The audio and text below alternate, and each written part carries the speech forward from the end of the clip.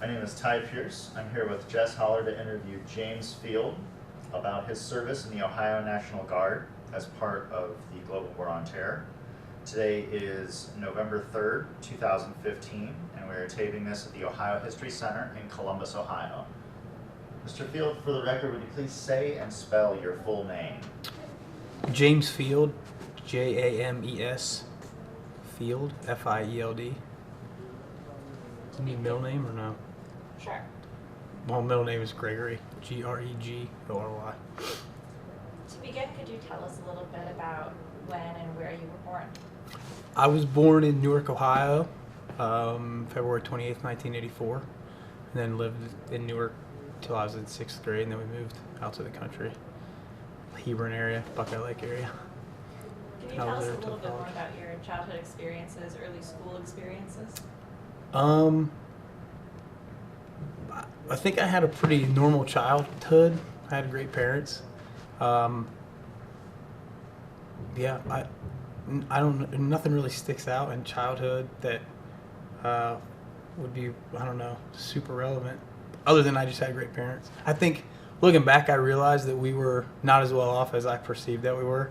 You know, there were a lot of hot dog and macaroni and cheese dinners and I mean, I still love that to this day, but like looking back, you know, it was like one car. My mom didn't work, my dad did. So I think they were developing resiliency in me from a young age. I just didn't realize it yet. So, and then we moved into the house my dad grew up in when I was in 6th grade. So I went to middle school at a brand new school. Fortunately, it was a brand new school for everybody because it was the 6th grade was like middle school and everyone was coming from 2 different elementary schools. So I didn't really have to integrate too much. They all knew each other, but they were still forming like new friendships. And that was good. And it was good. Played high school football. I think that was also instrumental. And kind of like where I sit today, I think. Like the team sport type mentality, big team, little me, selflessness. I think started maybe in high school. What did your dad do for a living? He started at for McDonnell Douglas here in Columbus, building parts and stuff for Boeing. Boeing, I think, took over for a little while, and then they moved to I want to say St. Louis, Missouri. They offered him a job to come with, and he turned it down because he didn't want to move the family from Newark or from Columbus. That's where they're both from generally. So he didn't want to move away from family. And my mom was a stay-at-home mom till we were old enough to get out of the house, and and then she taught. She still teaches. Well, she's a principal now. She's a principal in the district that we kind of grew up in.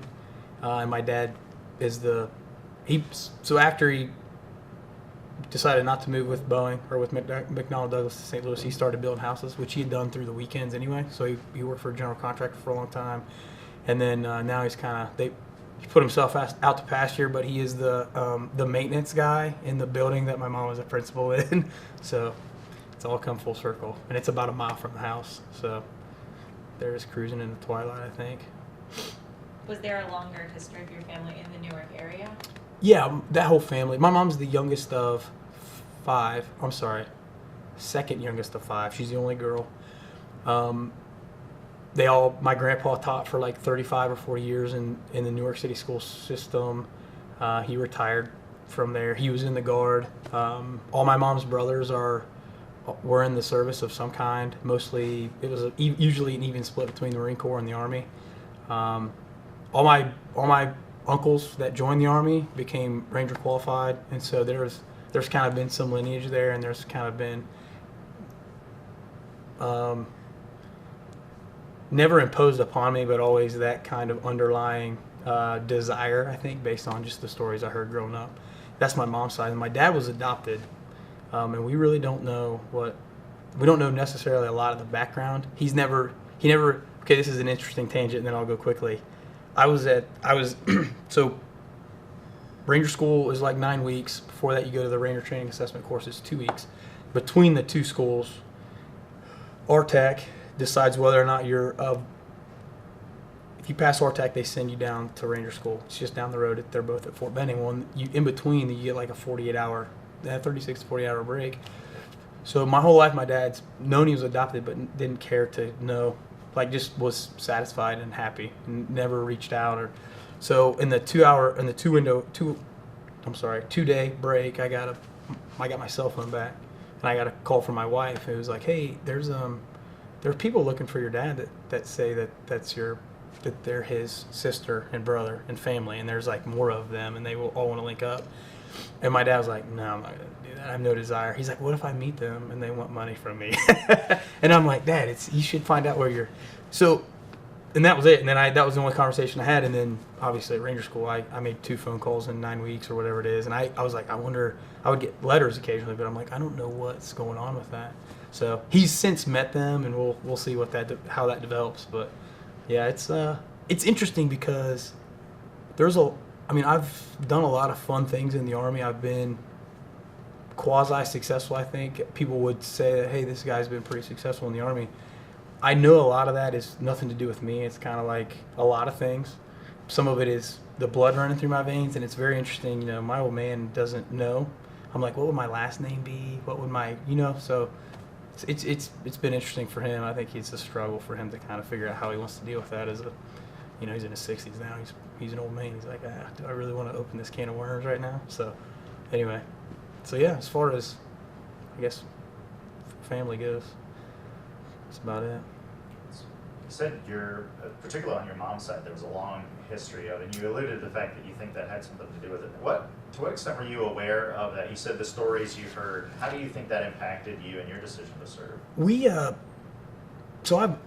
Maybe one of the first story that pops to mind that's funny is my uncle, or my grandpa turned 21. He served in Korea, and he turned 21 in Korea, and he left my grandma to go to war, and while she was pregnant. And so he got a Red Cross, what would have been like an old school yellow little message or whatever. And he said he remembers being in the rear, and his platoon sergeant bringing him this little message. It said, congratulations, it's a baby boy, Carrie Bryce Dawson, born in the date. And then his platoon sergeant had written in hand, congrats Dawson, looks like your replacement is finally in view. Which is funny. Well, my Uncle Carrie ended up joining the Marine Corps and also turned 21 in Korea. Well, he was stationed there. So that's a funny story that my grandpa likes to tell. But we would see old uniforms hanging up, like dress uniforms would be in my grandpa and grandma's house. My Uncle Kurt and Uncle Mark, my Uncle Kurt was an infantry officer. My Uncle Mark served in the 75th Ranger Regiment, and they stayed in the Georgia area, and then they moved to Houston, and that's where they stayed. So my grandpa and grandma and my mom stayed home. My Uncle Matt he's currently a full-bird colonel over at Fort Carlisle Barracks. He's been all over. He's been active duty his whole career. So it was, my mom stayed close to home. The boys scatter, which I think is fairly natural thing to do. So, and of course that was their route back home, but that's where they kept all their stuff. It's like they were out of the Army, they didn't care. So that was like the repository of all the Army and Marine Corps stuff. So I have vivid memories of running around my grandpa and grandma's house with like wearing the dress uniforms, and there were rucksacks and all that stuff. And my younger brother was way more into it than I was. Like he played with G.I. Joes, he did all that stuff, and I never really got into it. I just knew I just remembered like feeling proud of them for doing that, and for I guess it was like the selflessness of those decisions. And then some of the stories can neither be confirmed or denied. But Desert One, the failed rescue attempt of the hostages in Tehran. There was a company from 75th Ranger Regiment there. Whether my Uncle Mark was on that mission or not, we don't know. And he leaves it ambiguous because I think it lends itself to like I said, nothing ruins a good war story like a eyewitness. So he lets us believe what we want to believe about that. So yeah, I think that was those are the most vivid memories, the stories, and then just remembering this stuff, playing with this stuff, and hearing them talk about it. So, and then my grandpa got out and then joined the National Guard. He was in the Ohio National Guard once he got out of the Marine Corps. So he taught for 30 years and then retired from that and from the National Guard. So. And to this day, it's hilarious. I go home at Thanksgiving. He's old now, and he lives with my mom and dad. So every time we go home for Thanksgiving, he asks he calls them maneuvers still in summer camp. So we do maneuvers in summer camp. He's like, and he went to Camp Grayling, so he knows it. He knows the area. And I'm like, yeah, we're going to Grayling this summer. He's like, I'd do anything if I could go with you. And it's funny, but that's the mentality that I'm sure I'll have too. I'll be an old crippled old man and say, those are the times of my life. So it sounds like you grew up in a family with service in multiple branches. So what were some of your impressions early on of the different branches of service, of things that distinguish them? It was, if look back now, it's split about 50-50. I think when I joined the Army, it broke the division, and it tipped the scale on the Army side. The Marine Corps, I remember, had way nicer uniforms. They looked a lot cooler when we were dressing up in my uncle's stuff. So there was a desire, I think, there, but I felt like the Army had a lot more opportunities to go to different schools and try different things. Not the Marine Corps does it, but it's just culturally they seemed very similar, but I don't want to say more professional, but the Army seemed like it was more a career professional type endeavor. The Marine Corps was like a 4 years, go as hard as you can for 4 years and then pass the baton on to someone else. And I figured if I was going to do it, I might see how far I could ride it out. So it's kind of what broke my... And by the time I joined, my little brother had been in the Guard for 2 years. So I remember watching him graduate from one station unit training as an infantryman, and I was still in college at Ohio State, and it was something I'd always wanted to do because, I was a senior in high school on 9/11, and the next day I had a recruiter sitting on my couch, and my mom and dad were like, yeah, why don't you go to college first? The war will be over real fast. Looking back, it may have saved my life to not join the Army right after 9/11. So I didn't. So I went to college. It took me 5 years. So I was getting out of the Army, getting out of college. Graduated in 2007 from Ohio State. My little brother was in. I'd been to his graduation. The job market was kind of tough, and I was talking to him like, hey, I think I'm going to join the Army. I was like, it's something I always wanted to do. We were still at war, which blew my mind that, in 2003, I don't think anyone said, hey, in 10 years, we're still going to be fighting. Go to college, dude. There's a good time to do college, and then you can also go satisfy whatever appetite you think you have for combat. And so I saw the opportunity. And at the time, the unit that I was going to join, my brother was in. And he was like, hey, he's like, don't join the regular Army. Just join the National Guard. We're getting ready to go to Iraq. And I was like, okay, yeah, that's awesome. That sounds like a really good idea. So here I am, I guess 8 years later almost. So let's talk a little bit. We've been asking people, you said you were a senior in high school when 9/11 happened. Can you describe your memory of that experience? Oh, yeah. So I played football in high school, like I said. I played 1 year of college football. And so that was something I took pretty seriously. Looking back, it's funny what you look back on and say, hey, this is what I took seriously. And now I'm almost 32. I say, I didn't take it nearly as seriously as I should have. But that's what people tell you your whole life, and then you don't realize what it is until it's over. But so we had strength training class, and I was in strength training class, and there were no TVs in there, obviously. And so we left, had a good time. We lifted, always listened to loud music. It was like the one class where you could be like a total jock. So we left and went to the locker room. We changed, and there was like one central, all the hallways kind of fed into like one central little area. And I was walking to the next class, and my buddy, I'll never forget, Matt Hudson, who notoriously told stories. He would not fib, but he would like embellish. And he was like, hey, 2 planes just hit the World Trade Center, and a bomb went off at the Pentagon. So it's like, he's like, there's terrorists are attacking America. And I'm like, it's cool, Matt. I'm sure they are. I didn't think anything about it. So I walked into my next class, which was I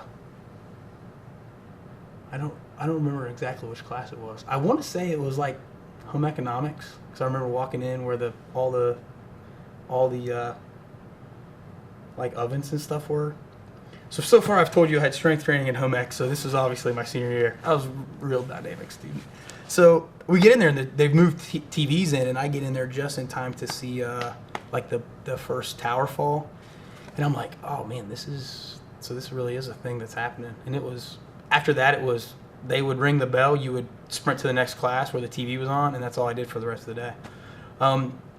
That day ended with football practice. We were the only school in the county to keep football practice, to have it scheduled. Everybody else canceled everything after school. That week we were playing Newark Catholic, which was our big rival, and we hadn't beat in a long time. And so part of me thinks that we were like, hey, this is one day that they're not practicing that we are. So a little bit of, it was kind of funny. So we're all practicing, but I'll never forget, and we had known then they had grounded all the planes and everything. And so there was one single like jet that like flew over practice. And we're all like practicing, and you kind of hear it, and like everybody stops, and you look around, and there's, 100 guys, teachers and coaches and students alike, and just we all just like watch this one plane, and we're like, okay, we're pretty sure there's no planes supposed to be in the air. So you have that weird feeling, like, what is that thing? And obviously, I think later we found out that was probably Air Force One. We don't know, because it flew over Ohio back through Cleveland, I think. So whatever that was, but it was weird in that moment. Like, we had seen what happened, but we're at practice. We're still kids. We're still doing kid stuff. And now but even everyone stops and looks at the airplane. Like, this airplane, I don't know. This airplane, maybe it's not an airplane. Maybe it's a bomb. Maybe it's a thing that we, maybe it's the next wave. It's just a weird thing to think about. So, but yeah, I remember being like just angry, like really, really angry, and 18, and I was like, cool, guess I'm going to join the Army. I mean, it really helped me out. It was like, it really focused my energies. And so I was like, yep, I'm going to join the Army. It's awesome. And from that point on, I became very aware, I think, early on of this. Like, I would catch in the news, stuff. Okay, cool. The 75th Ranger Regiment, 82nd Airborne is going to Afghanistan. Like, you got dudes from 5th Special Forces Group that are riding horsebacks, that are on horseback in the north, like calling for, and I'm like, okay, yeah, that's awesome. This is a really cool thing that we're doing. But like I said, to back up, I went immediately to the recruiter as an 18-year-old, and it was still one of those old school, like, hey, I want to come to your house and meet your parents, and kind of like, the peacetime. It was a peacetime thing to do, I think, for recruiters to come visit parents and talk them into all these career things that, and I just remember my mom and dad sitting there. My mom, obviously, all her brothers had served, some mostly in the peacetime. And so they were apprehensive. They're like, yeah, but listen, why don't you go to college? Let's see how this plays out. And so I did. So I kind of acquiesced a little bit, and I enrolled at Ohio State Newark my freshman year. In 2003, when we invaded Iraq, I remember staying up late watching Fox News, and Shepard Smith would report the entire thing, and I just remember being like, okay, yeah, this is pretty intense. It's awesome. My sophomore year, I went to Angola, Indiana, and after the invasion of Iraq, it kind of, I don't want to say it fell off the plate, but it I, like most Americans, was concentrating on school, and what was going on in Iraq and Afghanistan, it was not a thing to me. And you would hear, guys would die, and you would hear about that. And Veterans Day, you'd see stuff. But I was just like everybody else that didn't have a vested interest in it. The only guy still serving in our family was my Uncle Matt, and he, by that time, was a major. And so the likelihood of him leading soldiers or being engaged in direct combat seemed, to me, in my, I guess, novice understanding of the Army at that time, seemed to be not a threat at all. And so yeah, he deployed to Afghanistan and to Iraq, and I just never really, I was like, he's cool, he's there, got it. That's how I kind of lived until I graduated from my junior year of college. And that's when my little brother, which would have been like 2006, so my little brother decided to join the National Guard. And so we went down to Fort Benning and watched him graduate from what they call one-station unit training, which is a combined basic and advanced individual training. For infantry dudes, go through like 16 weeks of just knock it all out, and you get what they call MOS qualified, so you're job trained. So we went down, and that was kind of like what reignited the spark. I remember seeing like he had changed a lot, he'd grown up, but just a great guy gave the speech at the end, and then they did a demonstration. I just remember watching that going, oh yeah, okay. Because even then I didn't understand the different jobs in the Army, but that was seeing that, and I'm like, oh yeah, these guys are, okay, this is awesome. So if I do this is what I'd be interested in doing. And then I came back home and finished college out. So, and I couldn't find a job, and I'm like, all right, cool, I'm going to join the Army. So yeah, I would say, in hindsight, 9/11 probably, I think it started a fire that never really went away. Maybe it was suppressed for a long time, but I think it was decisive. And I always remember like someone else was carrying the load, and that I felt like I wasn't actively helping carry some of the load, and I wasn't broken. I was perfectly capable, healthy 23-year-old guy. I was like, I should probably do my part somehow. So.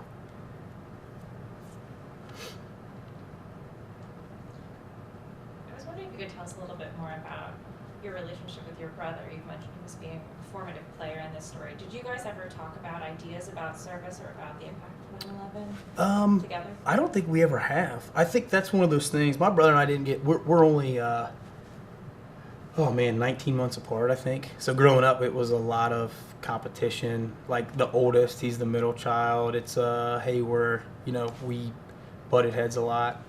Today, he's probably one of my best friends.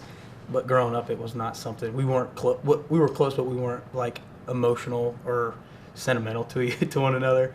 To this day, I would argue that we're very rarely sentimental, but we do have some shared experiences that kind of have crumbled that wall down a little bit.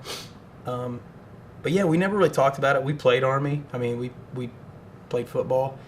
I think the defining moment in his life was he was like 7 or 8, and he had a seizure.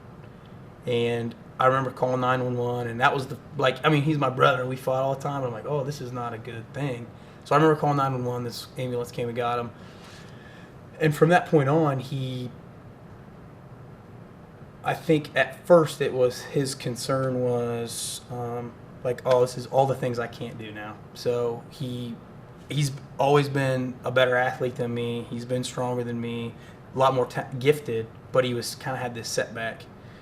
Just naturally better at a lot of stuff than I was. I was just naturally worked harder than he did. So it was like weird how that worked out. But so yeah, he viewed that as a setback. So I was playing high school football. He would have been a better football player, but he never got cleared because of his epilepsy, which he eventually grew out of. And now he's completely scot-free. Well, that's in the Army. That's a tough thing to overcome if it's in your past. I mean, it's medically. Now more so than ever, but I mean, during the height of the war, it was a good time for me and guys like me and my brother to get in, because it's like if you had a pulse, they needed warm bodies essentially. Now it's much, I command an infantry company. I'm trying to go find guys, and they're like, oh, this guy has too much earwax, he can't join the Army. It just is weird as you flow through like the requirements, the manual requirements, what they will and will not allow. So, but to get back to my brother, he worked the hardest I've ever seen him work to get someone to give him a waiver to join the National Guard. So he talked to senators, he was writing congressmen, he was doing all this stuff. He was getting doctors and specialists to say, hey, this dude's totally cool, like you can let him. And so that was the first time I had seen in him like that desire. I was like, okay. And then when he graduated, it came full circle. I'm like, oh, this is, for me, I was a 20-some-year-old college kid trying to figure out what I wanted to do in life. I'm looking at my little brother who's overcome all this stuff, and he's doing what he wants to do. And I'm like, so I remember being very proud of him about that. Now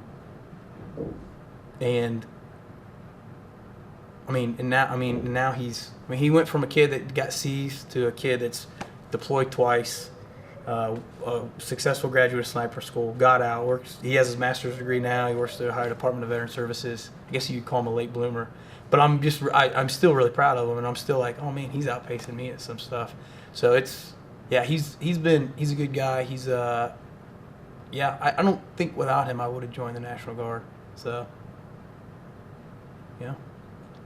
Plus we've shared some experiences overseas too, which I'm sure we'll get there.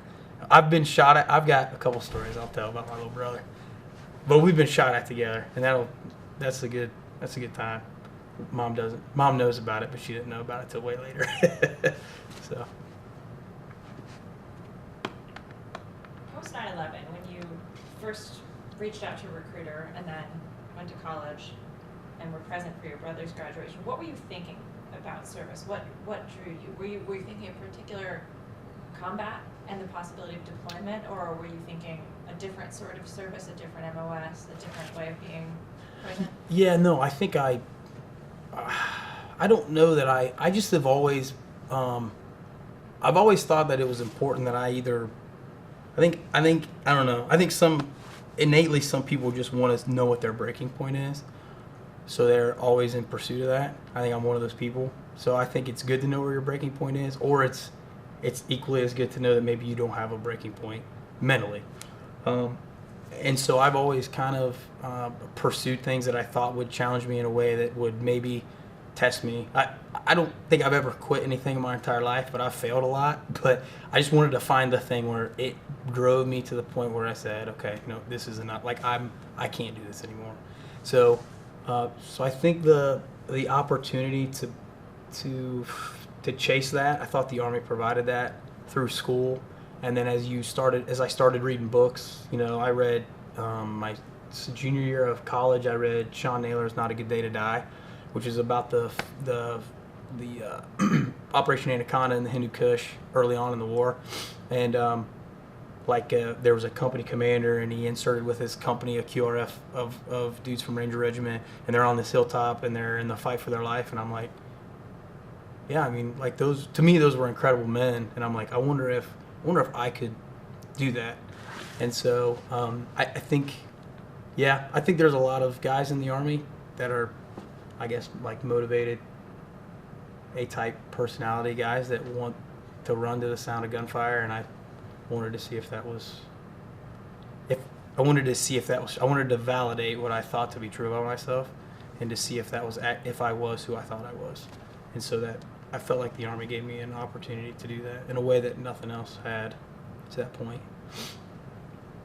And so with that I started doing some research, and the infantry seemed like the only way the most direct way to get that, to find that balance or that line. So you graduated college, and you said that your brother's graduation impacted you, and job market was terrible. At some point, if I'm remembering the timeline correctly, whereabouts in this did you meet your wife? Because you said, I think when you were going into Ranger School, at least you were married. So yes. What's your kind of the civilian life timeline happening about now? So concurrently, college was 1 year at Ohio State Newark, 1 year at a small school in Angola, Indiana. It's Tri-State University. I went there to play football. It was an engineering school. I was there on an engineer scholarship, which helped, but I failed calculus like 3 times. I was like, I'm going to change my major. When I did that scholarship went away. So it was a private school, and I couldn't afford it. So the last 3 years were at Ohio State. So my junior year, my third year of college, my first year at Ohio State main campus, I met my wife. She just through friends of friends. So that was, those last 3 years we spent probably 2 years just as kind of like buddies. Both were in a relationship when we met, and we just kind of developed a friendship. And then in the summer times, I would cut grass, and that was how I lived until I think it was 2005. We kind of like officially said, hey, we should maybe. We were both single. We're like, hey, we both like each other. In a vacuum, we didn't realize this. All her friends were saying that I liked her. All my friends were saying that she liked me, and so we confidently went to each other like, I heard you dig me. She's like, I heard you dig me too. So, and then we did what college kids do, and that's I bought her a 99-cent junior bacon cheeseburger at the Wendy's on High Street. They put a tomato on her sandwich. She asked for no tomato, so she ripped it off and threw it across the dining room. Apparently that happened a lot, and I was like, this girl's my kind of girl. So it's been there. So we've been together for 10 years, married for 5.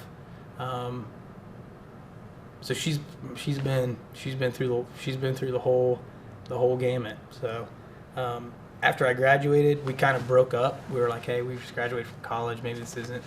Let's go see what we see. She got a job immediately. She's a dental hygienist. And I couldn't find a job, and so I moved to my uncle Mark owns a sign shop in Houston, so I moved down there for the summer. Lived with him for like 3 or 4 months and worked in their sign shop.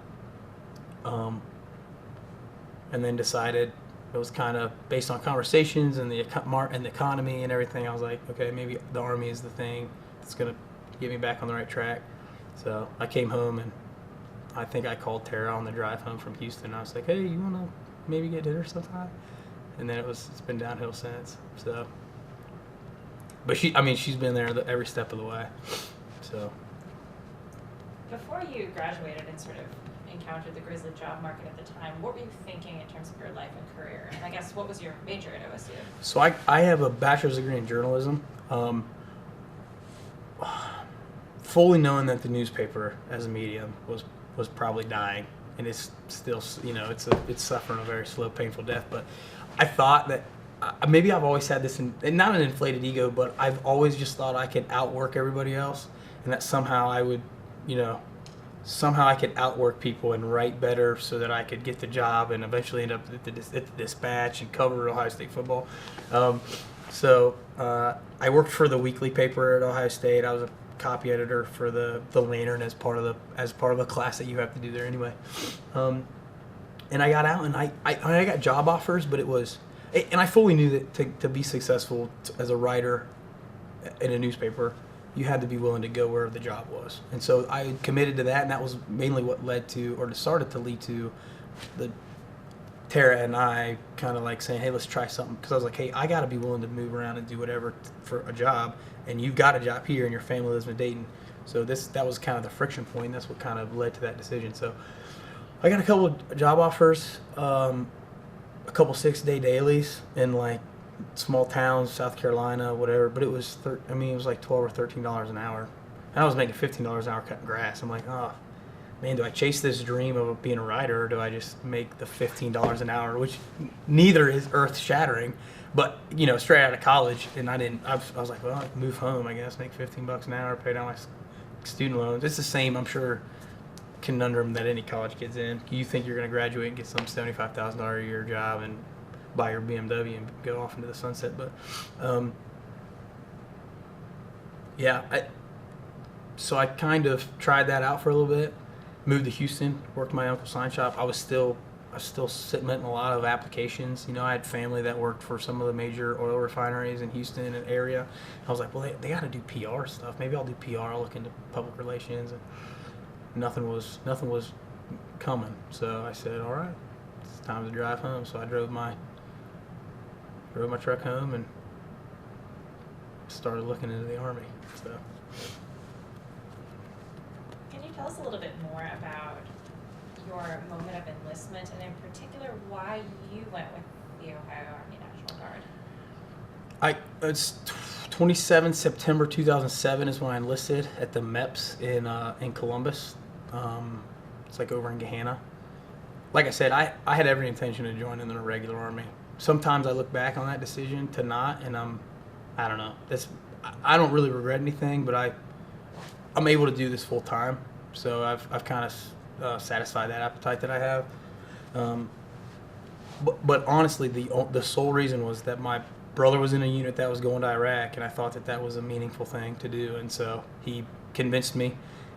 I went up there, saw him. He was working full time as well as part of preparation for the deployment, and on what they call active duty for operational support. So he was up there anyway. He introduced me to the recruiter. We signed some paperwork, and the next thing I know, I'm gonna go take the ASFAB and do the all the physical and all that stuff. So mainly, I think that it was the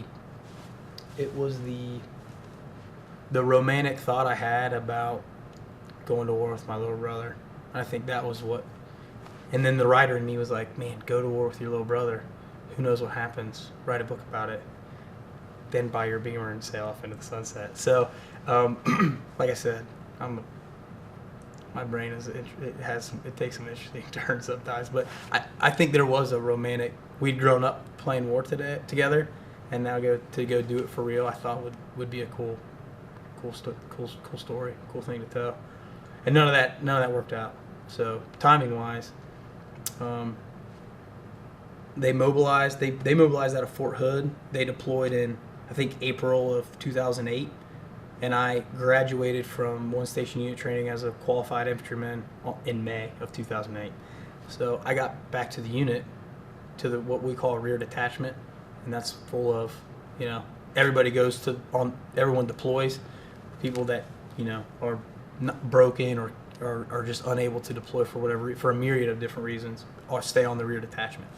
And so when I got to the unit, I walked in to. I remember Sergeant First Class Kearns or Staff Sergeant Kearns was the acting readiness NCO, the full-time guy. I'm like, hey, I'm here to go to war. Yes, what do I got to do? You guys gonna fly me over? Or? He's like, dude, they're good. He's like, they don't need you, man. You're gonna be here. You're in rear detachment. I'm like, okay, cool. What's rear detachment?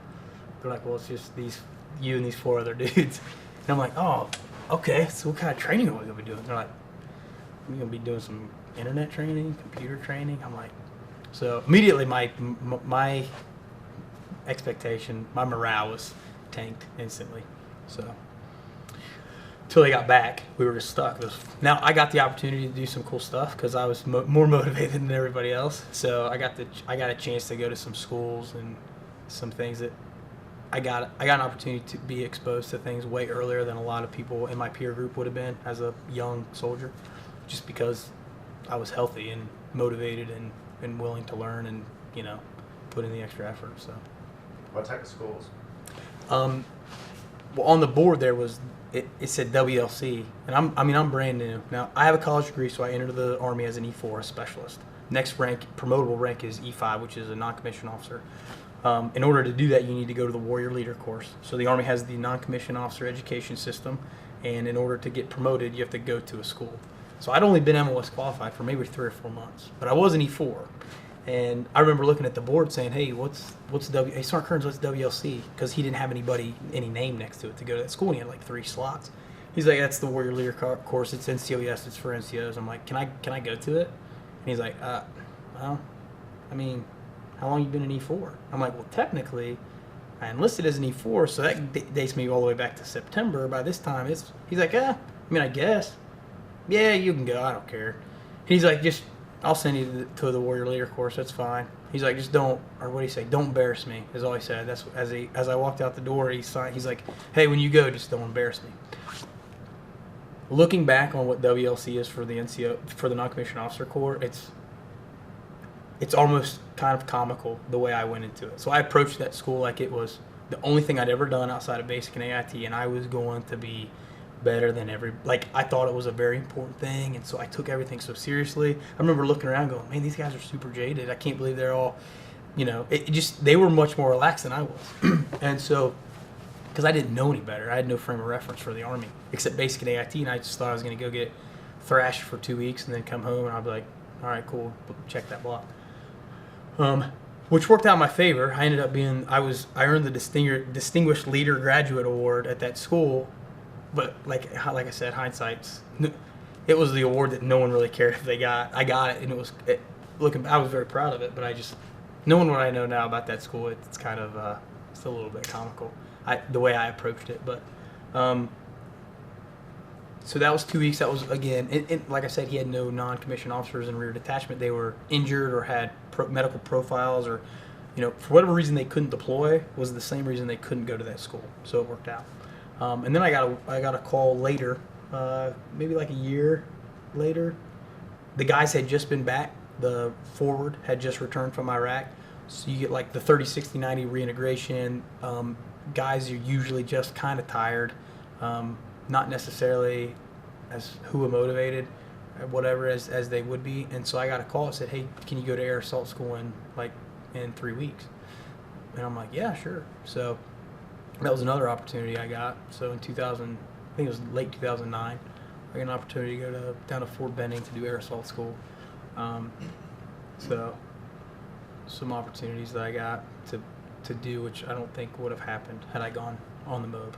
So kind of hooked me up. Were you full-time at the time as a part of the Rear Guard? I was not.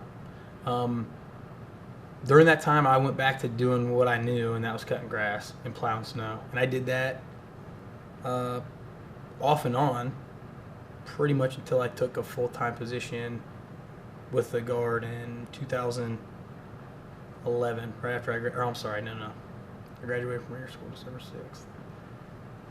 Like 13. I've been there about 2 years.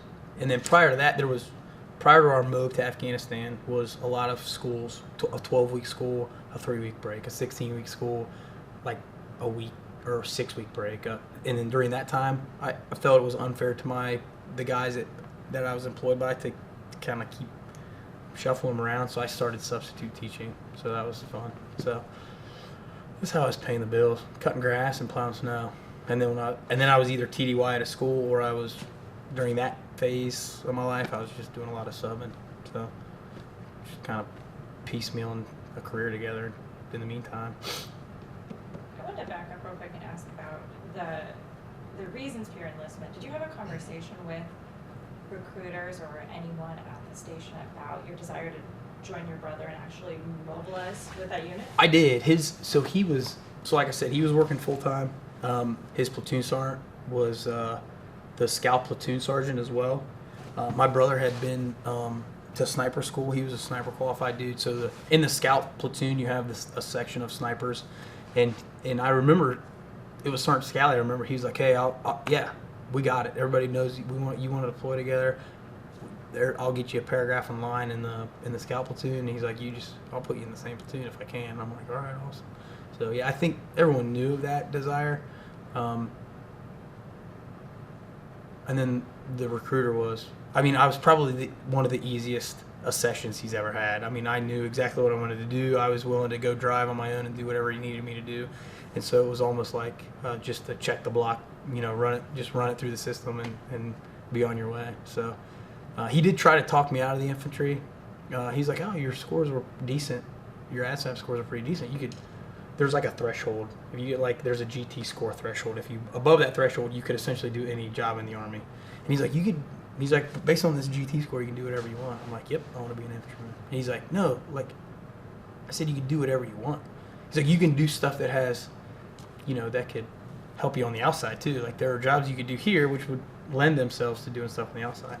I was like, "I'll figure the outside world out later." I was like, "I know what I want to do for the Army. I don't know what I want to do in the real world yet." So he's like, "All right, whatever." So that was it. But yeah, I think everyone knew that was the desired course of action, was to deploy with my little brother. But what was your family's reaction to now having? Is it 2 out of 3 children? 2, yes, yep. The youngest is my little sister, Erin. I think they were okay. My dad's like a really stoic. Is not going to get real emotional. He's gotten a lot more emotional in it as he's gotten older. But then I think he was just proud. He's like, "Yep, these are my boys. Proud of my boys." My mom was really proud. I think she was a little more apprehensive. She's also very. She's good at hiding that. So I think that she's always worried that how her reaction would affect our decisions, and that she never wanted that to interfere. So, when I said it, she was always very supportive. Now, what she thought or felt about that, I don't know if she would have verbalized it anyway, just because I don't think she wanted to, influence my decision. But yeah, very, very supportive. There was no, I've talked to guys that say, "Hey, when I'm a commander now. I have FRG events. I'm like, "Hey, bring your family. I want to meet your families." And they're like, "Oh yeah, no, my family's not happy that I made this decision." And so it's like, oh, and they're not supportive, and that can be hard. So, and I look at those guys with a lot of respect too, because I'm like, okay, you're actively doing something that you feel is right, but maybe you don't have the support. So, but I've always just they've been very supportive. So as your brother comes back from Iraq before detachment, what was that like, reconnecting with him after he had gone over and served, and you were? Did you feel like? Yes. What did you feel in him coming back? Yeah. And getting to reconnect? Yeah, that was especially after this last mobilization in Afghanistan. That's something I've been very sensitive to as a commander, because I have to kind of deal with kind of the reintegration of the rear and the forward. In the Army, when you've mobilized or deployed in support of a named operation in what we would call a combat zone or a hostile environment, you usually get like a combat patch or a shoulder sleeve insignia for combat service or whatever it's called. And so you wear that on your right shoulder. And if you haven't, then you don't have something on your right shoulder. And so it's very, you could look at a formation of guys very quickly and say, okay, not knowing exactly what they, they've been to a war zone, essentially. Now, does that necessarily mean they've, engaged in, direct combat? Not necessarily, but they've at least gone to a place where the potential was there, and then they've come back. And then you got guys that don't. Some guys just don't wear it because they don't care. Other guys don't have it. And so I remember thinking like, okay, this is my little brother. He just got back from a mobilization. He was one of the few guys that earned his combat infantryman badge. And so there was a little bit of, oh man, little brother's outpacing me again. And I'm the guy that's like the brand new guy. And they're like, oh, now I had it a little bit easier in that my brother was so well liked and respected that he bought a lot of kind of battle space for me. So because of his reputation, I got grouped almost by association, like the squared away tag. So it's like, oh hey, he's Johnny's brother. Oh yeah, you're cool, man. You're probably one of us. He bought me a lot. As a young enlisted guy, it helped me assimilate when they got back just by the reputation that he had created for essentially our last name in that organization. And so that helped. I liked hearing his stories. Like I said, I had a romantic idea about combat. And so he would tell me the 2 or 3 things that happened. And I'm like, okay, what else? And he's like, oh, well, other than that, it was just really boring. Like, he goes, I don't know. He was on a CAT, they did convoy escort. So they were 3 or 4 guys in the same truck for 8 months, driving the same roads, escorting the same, all over. They went all over Iraq, from Kuwait up into Iraq. And I was like, so there was that. I was surprised by how much kind of boredom there was.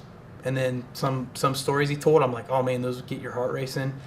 And then the other part was, the thing I probably was most, not jealous of, but in awe of, and a desire that I had to find that was the camaraderie that he had, especially with those 4 guys.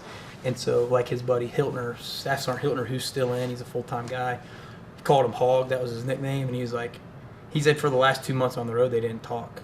He's like, literally, Hog and I have talked about everything you can possibly talk about. He's like, there's nothing left to talk about. And but it was, Hiltner in those vehicles was like, he was an older guy. He had served in the 75th Ranger Regiment on active duty. He's now full-time, but he's like, Johnny, you need to go get your degree. You need to go get your degree. This is dumb. He's like, you can't survive in this world without having a degree of some kind. And so I think that relationship helped him get the motivation to go back to school when he got back. And so I just remember, like, man, these guys really care about each other and take care of each other and genuinely care for one another. And I wanted to find that.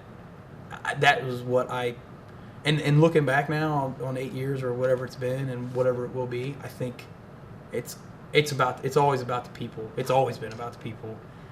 I don't think you join the Army knowing that, but that's what keeps you coming back. That's the high. It's the relationships that make you keep doing what you're doing. So I think those were like the most interesting things. Like I said, I was very lucky that I didn't feel ostracized. So. And it's amazing how quickly the turnover happens. I mean, we deployed, we got home in 2012. It's 2015, I guess, almost 16. I mean, within 3 or 4 years, my formation, the guys I look at, there's probably like 40% have been mobilized or deployed, and the rest are brand new guys that have come in. So it just is, it's fast, it's quick, it's surprising how fast that turnover kind of happens. So.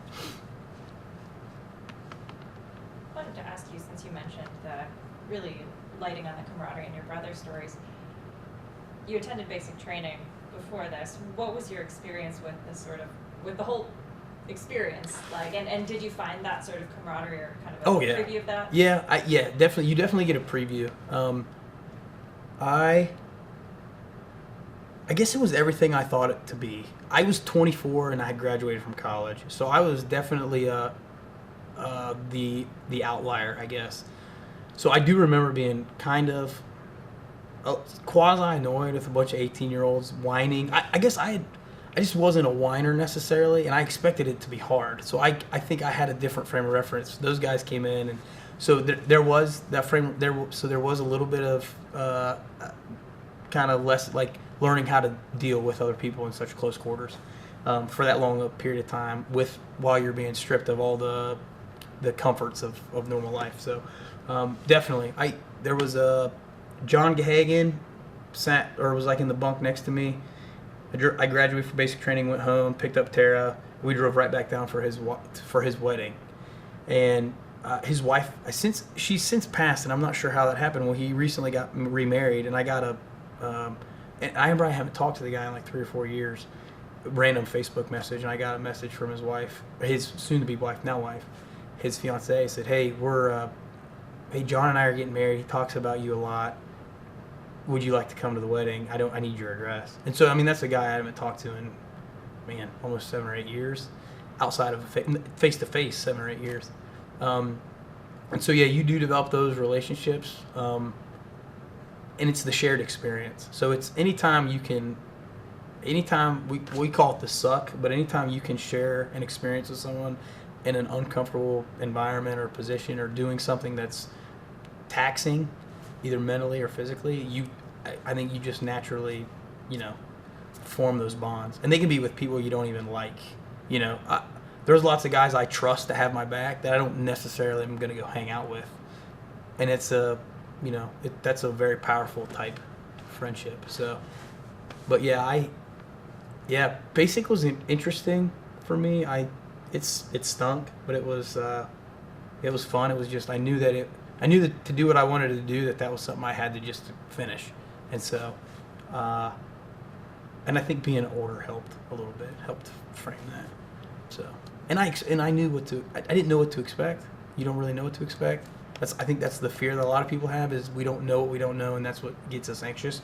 But I knew what it meant to be a part of a team, and that the team was more important than me. And in football, it's not one guy can't win a game, but 11 together you can. And so like that, I felt that part of the Army I understood and felt comfortable with. So.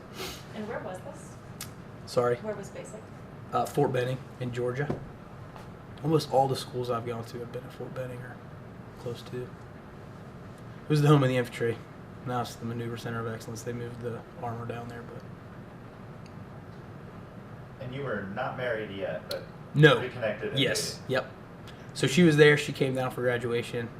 She stayed at the Spring Hill Suites. Every graduation now we have to go to the Spring Hill Suites and take the same picture in front of the same door.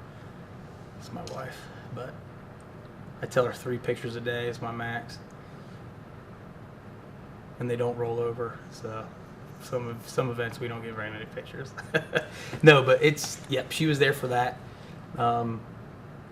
Came home, was rear det, dated the whole time. We dated for 5 years. It was a long time. I don't want to say she gave me the ultimatum, but she was kind of like, okay, where is this? Is this going to happen or not? And so I was enlisted that entire time. It was AT 2009 annual training up at Camp Grayling. My company commander at the time, I was still a specialist in E4, came and said, hey, there's an OCS, Officer Candidacy School brief that the recruiters are going to give. Well, I want you to go sit in on it. I'm like, okay. I was like, you're tracking, I don't want to be an officer at all, sir. I was like, I really didn't like officers that much. And he laughed. He's like, okay, whatever. You're going to the brief. I'm like, okay, I'm going to the brief. So went to the brief. I was like, okay. And the one thing I remember is they said federal OCS was an option. And federal OCS is down at Fort Benning. It's 12 weeks. It's the same commissioning source or school that active duty officers go through. And I've always tried as hard as I could for my career to mirror my active component counterparts as closely as I could. And I was like, oh, I didn't even know that was an option. So after the brief, I saw then Captain Buchanan, and I'm like, hey, sir, federal OCS is an option.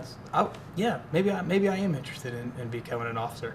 He's like, all right, well, let's go talk to the battalion commander. So I'm sitting in the room next to my company commander. My battalion commander's across from me. He's like, all right, so I hear you want to be an officer. I'm like, yes, sir, I want to go to federal OCS. I want to go to airborne school. I want to go to ranger school. I want to come back to the 148 and be an infantry platoon leader. He said, okay, you can do all those things. I'm like, well, is that easy? I was like, this is no way. This has never happened in my military. Usually it's a fight. So that was it. So I went back and we got an ATARS, which is the system of record for schools in the Army. And I got I got loaded for federal OCS. So that was 2009 and the summer of 2010. I reported to Fort Benning, went to 12 weeks of Officer Candidacy School, had a 3-week break. So I commissioned as a second lieutenant in the infantry.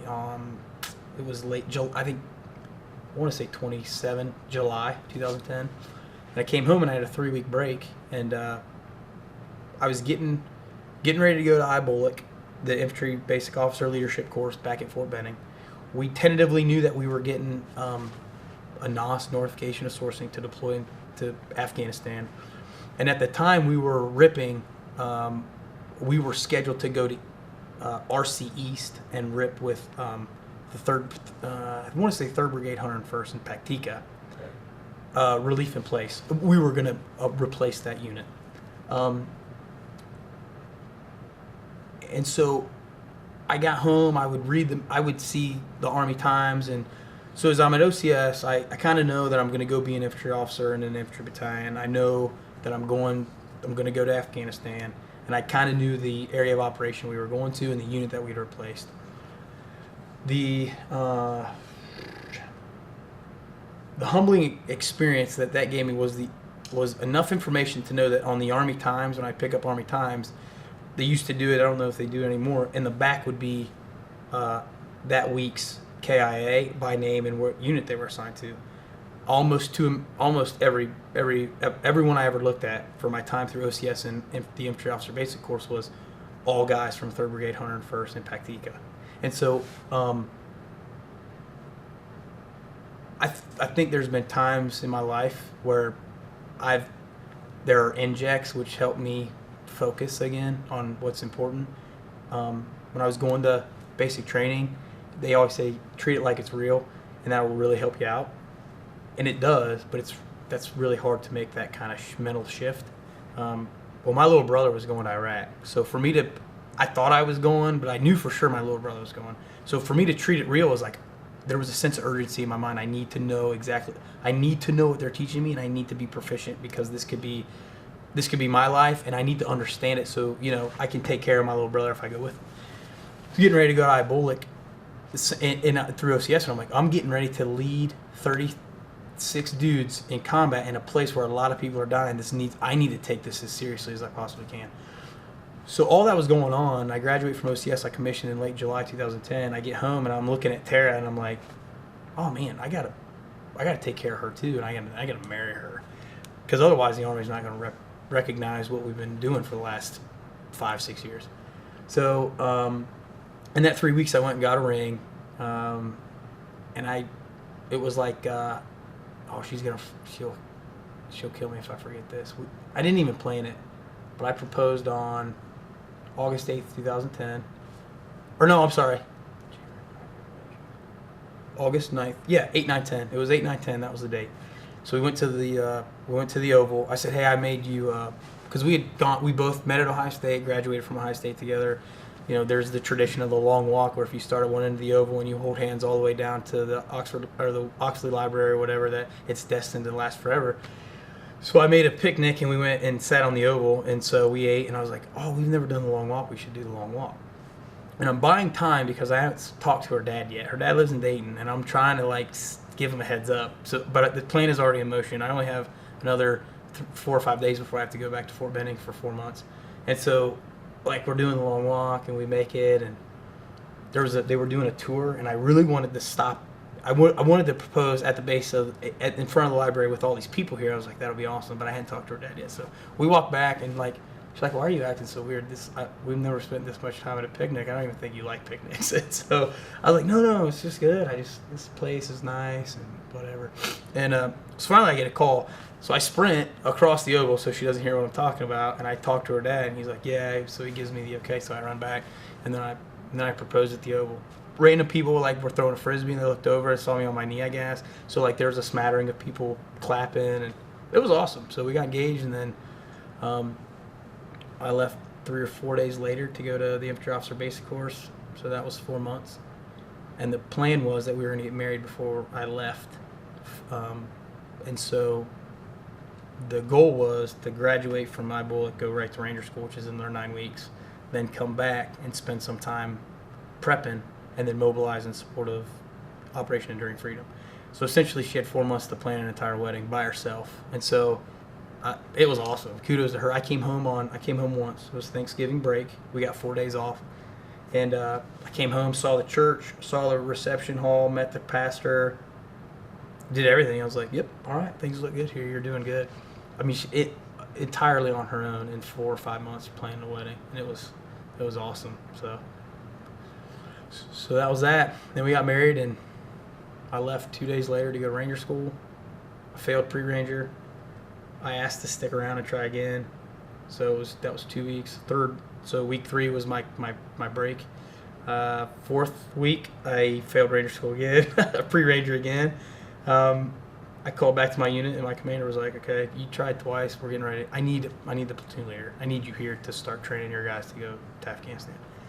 So I was like, "All right, Roger, sir." So I came home, and that was kind of when we started the road to war, essentially. So. Can you say a little bit more about what Ranger School is and what that experience will get you? In the infantry world, it's almost like a requirement. It's an unspoken gate to meet.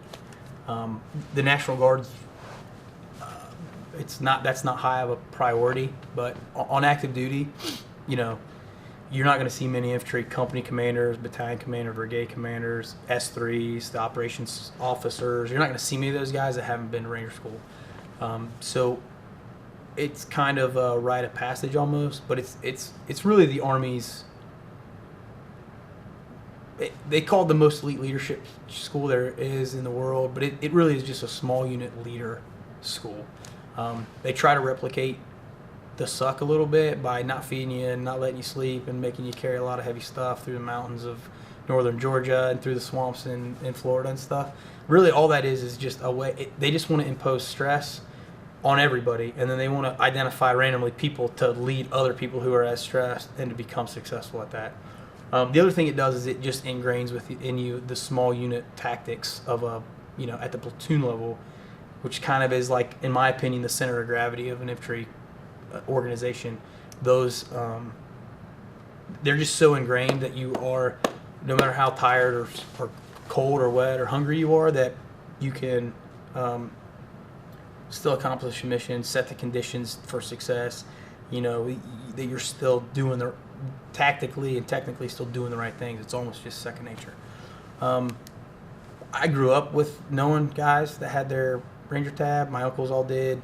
And again, that was the thing. That was the school. That was like, if something's gonna break you in the Army, it's gonna be Ranger School. And I wanted to see if that would break me or not. So yeah, it was.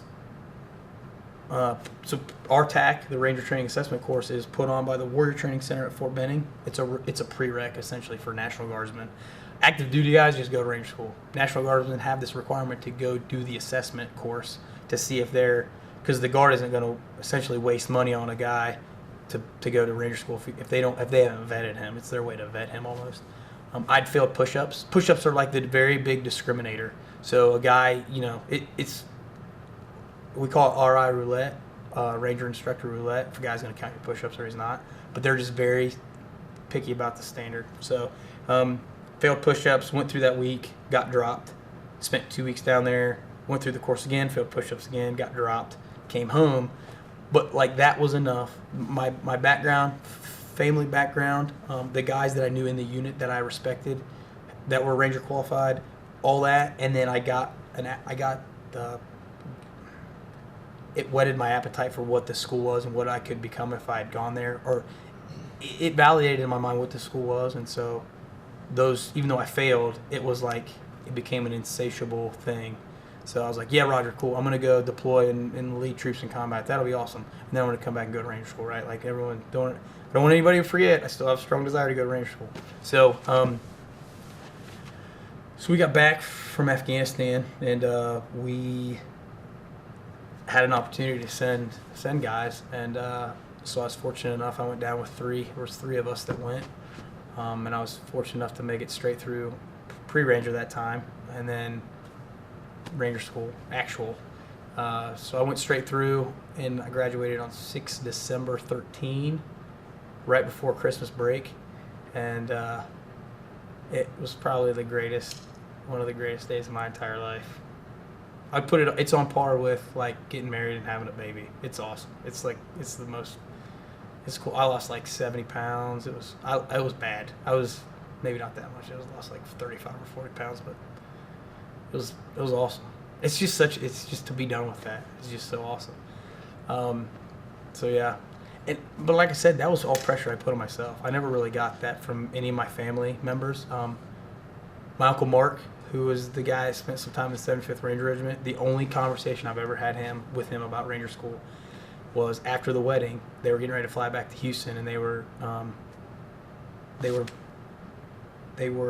leaving the house. Everyone was at my mom and dad's. So pardon my language, but part of a thing you would say to a guy getting ready to go to Ranger School is to get your shit. If you've gotten your shit, then you've gotten your Ranger tab. And the only time he's ever said anything to me was as he was walking out the door. He walked past me. He's like, "Congrats, Jimmy. Have fun down at Fort Benning, at Ibolic or whatever." And at Ranger School. And then he stopped and he turned back and he said, "Don't come back without your shit." And he left. And I'm like, "Got you, Uncle Mark. I won't." And then I did. So I was like, "Oh man, this is." So then I didn't talk to him. I refused to talk to him. So I graduated from Ranger School, and he showed up. He showed up at my graduation. So there were. I don't remember. I remember at the end of Florida, we came out of the field of Florida. It's a 10-day FTX field training exercise. And I'd called my wife, and she listed off all the people that were going to come to graduation. And I bawled my eyes out. I'm like, "Hold on, guys!" Like, you just got a bunch of Ranger students behind you in line at a payphone, and I couldn't believe it. My Uncle Mark, my cousin, they came from. There were like 7 or 8 guys that I'd served with that were Ranger qualified that made the drive from Columbus down to Georgia.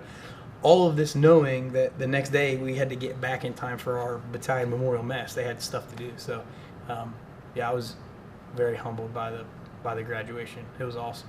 So, but those guys, that was on the back end of the deployment. Most of those guys I had known, and so everything that I thought to maybe be true based on my brother's experience in Iraq about the camaraderie and the brotherhood was completely validated in Afghanistan, and it's been validated every day since Afghanistan. And that was just a mark on the wall where I can look at those guys and know that, like if I ever need them, I just got to call them and they'll come, and they know that about me, and that's a pretty outstanding relationship. So it was awesome for them to be there. So I was pretty blown away by that. So let's talk about your deployment to Afghanistan, but first I wanted to ask, you're clearly a very driven individual. What is it like to have not been able to make the Ranger School before this big mobilization? Did that weigh on you? Oh yeah, big time. Because I never, like I said, I failed a lot of stuff. I've always been able to kind of like retrain and retest it right away and be okay. That was probably the most devastating failure that I've had. But it was at the perfect time in my career to be humbled like that. That the Army just feels like something I've always been naturally good at, and I see that as an inflection point. That if I would say, had the Lord allowed me to just keep driving right on, be successful at Ranger School, I would have come back a very different leader than had I failed twice, and then have to deploy without the experience of Ranger School. So it did a couple things for me. One, it humbled me beyond measure. It helped me remind me that I'm human and I'm not as awesome as I thought I was. The other thing too, it drove me to say, okay, I haven't been to Ranger School, but there's knowledge there, and how do I get that knowledge without going to school so that I can be competitive with my peer group if I never get the opportunity to go back. And so for both of those reasons, yeah, it was a crushing failure, but it was probably, I think, one of the defining moments in my officer career. I've had a few defining moments, but that's one I can, put my finger on and say, I see myself going one of two ways. I'm fortunate that I think I chose the direction that I did. So you go back to the Guard, as you say, your commander's like, I need somebody to Yes. lead these Yep. guys. Yep.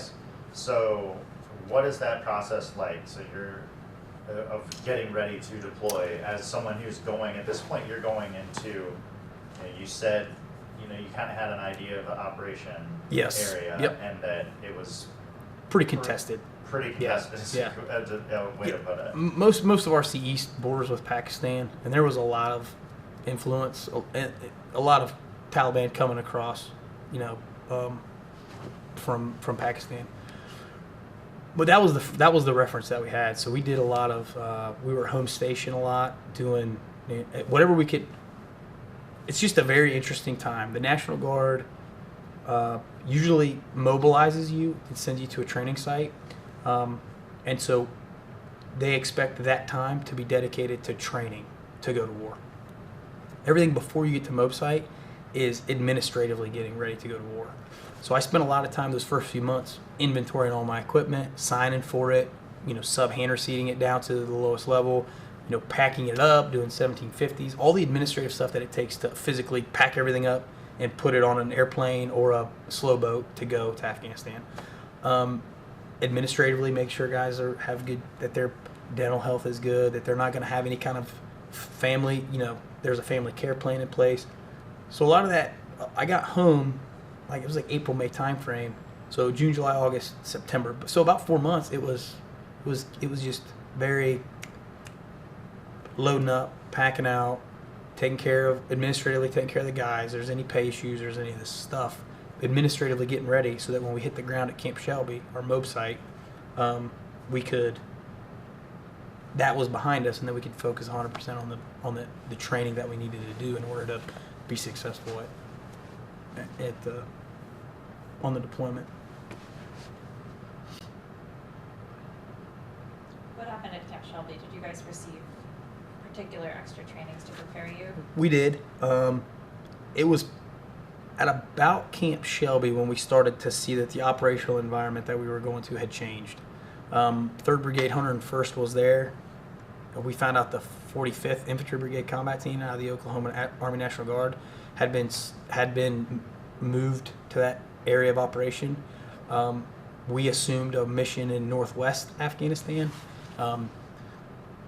Problem was that was right around the drawdown time when I think President Obama had said that he had put a cap on the troop limits, and it was an interesting. It's very interesting because when you're in the Army, you think the president says something, and down to the platoon leader level, I was feeling the effects. It's a weird, it's crazy that you get to see that. That's a unique perspective, I think, but. So our infantry battalion has 5 companies, a headquarters company, a support company, a weapons company, and then 3 line infantry companies. Based on the task org and the mission that we were asked to do, they sliced out Delta company and Bravo company. They sliced them out and sent them to another task force Rock, which a sister battalion was managing, and they ended up doing the NTMA National Training Mission in Afghanistan. So they had a whole different mission. So we kind of lost those guys. So now you're down to a headquarters company, an Alpha company, Charlie company, and then a slice of our FSC. And that's kind of at MOB site. So we were doing the training, and then we were also, it felt like daily, restructuring ourselves to make sure that we were, sometimes you deploy as you're at full strength as an MTO, the way the Army has organized and equipped you to go. Sometimes you kind of fall in on a manning roster, and we were trying to fit that so that we wouldn't exceed our numbers. So that was the challenge. We got sliced out even further right before we went to the National Training Center out Fort Irwin. So they had Alpha and Bravo, and in each infantry company of 3 platoons. An HHC is kind of a administrative. It's got the staff and everybody. It's not a maneuver, what we would call a maneuver element. So Alpha and Charlie are full companies, and they decided they're going to make HHC a maneuver company as well. So they take a platoon from each, and they attach them to HHC. So now you have 3 essentially maneuver companies with 2 platoons each. I stayed in Charlie Company, myself and Lieutenant Overmeyer. Alpha Company kept 2, and then HHC, then they kind of grew into a maneuver company. So as you can see, like I hate to use the word bastardized, but we have done a lot of stuff to make this work. So once we that had all settled out, we did a lot of training. So it was a lot of range, time on the range, shooting our weapons. We got new enhanced battle rifles, the EBR, which is an M14. So our squad designated marksmen were doing a lot of stuff on the KD range. We were doing a lot of platoon and company collective training. So raids, attacks, defense, all that stuff that infantrymen just do. And that was kind of our train up. And then we culminated at Shelby with what they call XCTC, which is an exportable combat training capability rotation. And that's when they bring in First Army, usually. It's a lot of external evaluations. It's fully automated and instrumented. So you're wearing Miles gear and you're shooting lasers, and it's all videoed, and you can do interactive AARs. And so it's a very good tool to say, and you would do what we call sticks lanes, situational training exercises. So we did all that, and at the end you kind of get National Guard at least blesses off on your that you're ready to go. We came home for I think 4 days after XETC for a little break.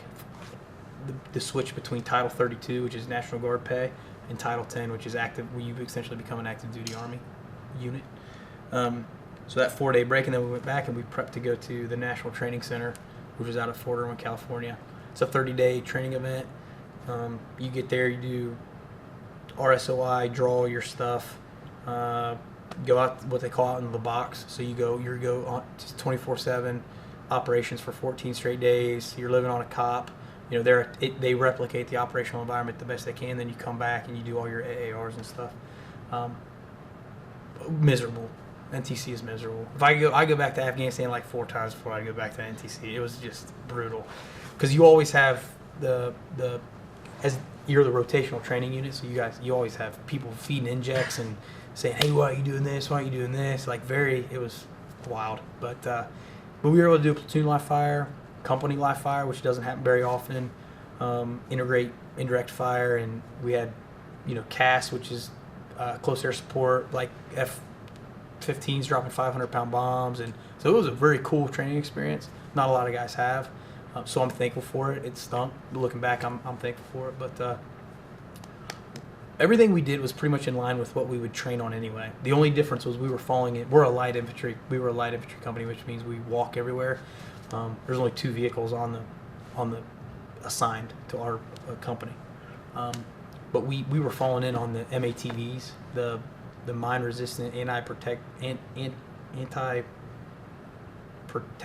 protection vehicles, the MRAP family of vehicles. They make an MATV, which is all it's like a smaller version, and so we had to do a lot of MRAP drivers training. So a lot of guys weren't qualified on that, so part of it was getting qualified to drive those vehicles. But outside of that, it was pretty routine stuff.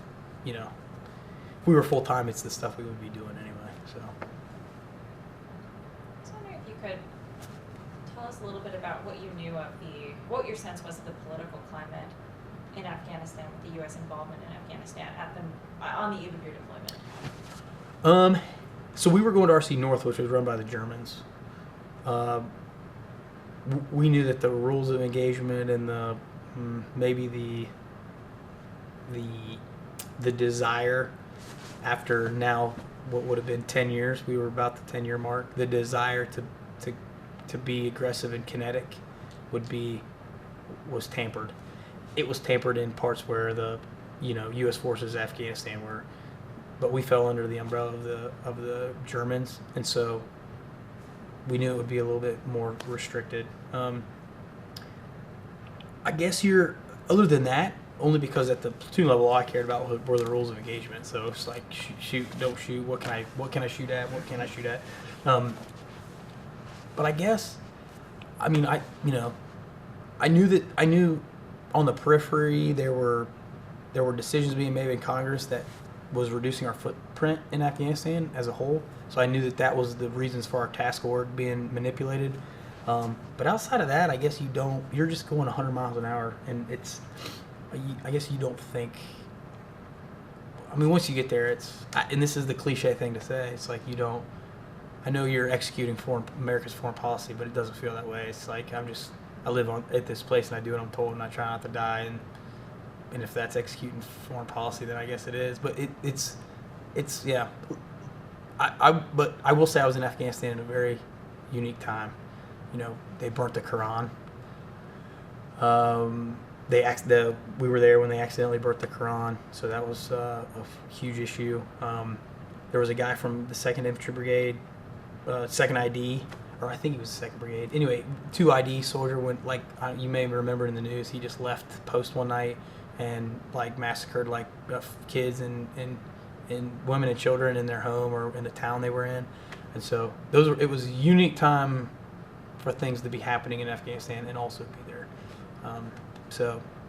But yeah, I don't know if we were, like I said, outside of the reasons that we were kind of changing our task order, I don't think we were aware of any kind of specific political situations. So can you describe arriving in Afghanistan? What's your arrival like, and then how are you kind of getting your bearings, but then also helping your platoon get theirs? So the Army does I've heard it referred to as the tooth and the tail. So usually you spend, the tooth are the guys that pull the triggers, the tail are the guys that, cook the food and maintain the vehicles. So the Army kind of sets itself up where there's a unit already there. They send the tail first so that they can fall in and start logistically and administratively taking care of the tooth, and then the tooth follows on. Usually, as you're flowing out of a place, if you're not getting replaced by anybody, you send the tail out first, and you leave as much teeth there as you can to kind of defend what's left until everybody gets out. And leadership would usually go first. So it was January 8th. It was early January, and we flew from Gulfport, Louisiana, through Bangor, Maine, to Munich. I believe we flew to Munich. Then we go to Kyrgyzstan, the Manas Transit Center, which is Kyrgyzstan. So we were there in January. Really, really cold. You live in transient. I mean, you're just there for a short time. When you're there, you get you have to go through a rollover training again, vehicle rollover training. You get your plates. They check all your SAPI plates. So you file through a warehouse, and they check them to make sure that nothing's been damaged in the trip over, or that they've not been compromised in any way. That they'll do what they're designed to do. What else did we do there? Customs. We went through some customs stuff, and then it's just kind of waiting. By that time, I think there were 5 or 6 of us from the company. Now, our ADVON, our advanced party, and our torch party had already gone, so they weren't there. The company was way behind us, and it was just pretty much just leadership. Company commander, platoon sergeant, first sergeant. So you wait there for a few days, 4 or 5 days. We ended up staying there like a week. And we flew from a C-1, and all the way up until that point, you're just traveling. Essentially, you're just traveling. But in Manas, you don't, and it was all commercial air, so you're just on a Boeing 747 or something.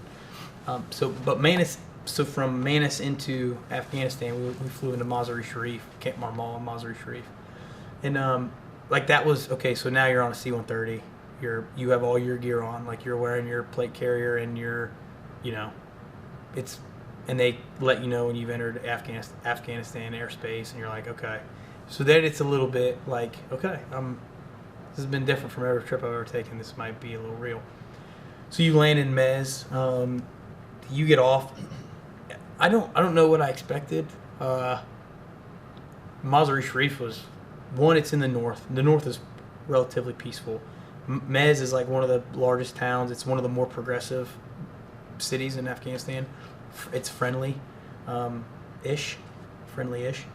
And so when you get off the bird, I don't know what to expect, but I was kind of overwhelmed by how big it was. There was so much stuff. I landed on a concrete runway, and there were buses, and we got bused to all over, and there was the German side and the Romanian side, and the the coalition of the willing had everybody there. And so we went there to transient tents, and the transient tents are just huge warehouses with bunk beds as close as you could possibly get bunk beds together, because they don't care about your comfort. You're only there for a short time. You're just there to sleep till you go to your follow-on spot. We stayed there for a little while. Like I said, I got there in January, so it was really cold. There was snow on the ground. And we would, every morning, it was the same battle drill. Wake up, get all your stuff, go to the PAX terminal, run by the Germans. You hang out. You wait for the bird to get on the birds to fly out to where your destination is. We did that every day for like 4 or 5 days. Every day air would be red. So air was, and you'd go outside and you'd be like, well, it's a perfectly clear day here. But where we were going was a little bit closer to the Hindu Kush. You'd get like, it was in a valley, so it was like you'd have fog roll in. So they're like, listen, just because it looks nice here doesn't mean it looks nice where you're going. So we did that 4 or 5 times. Finally, we got on a fixed wing.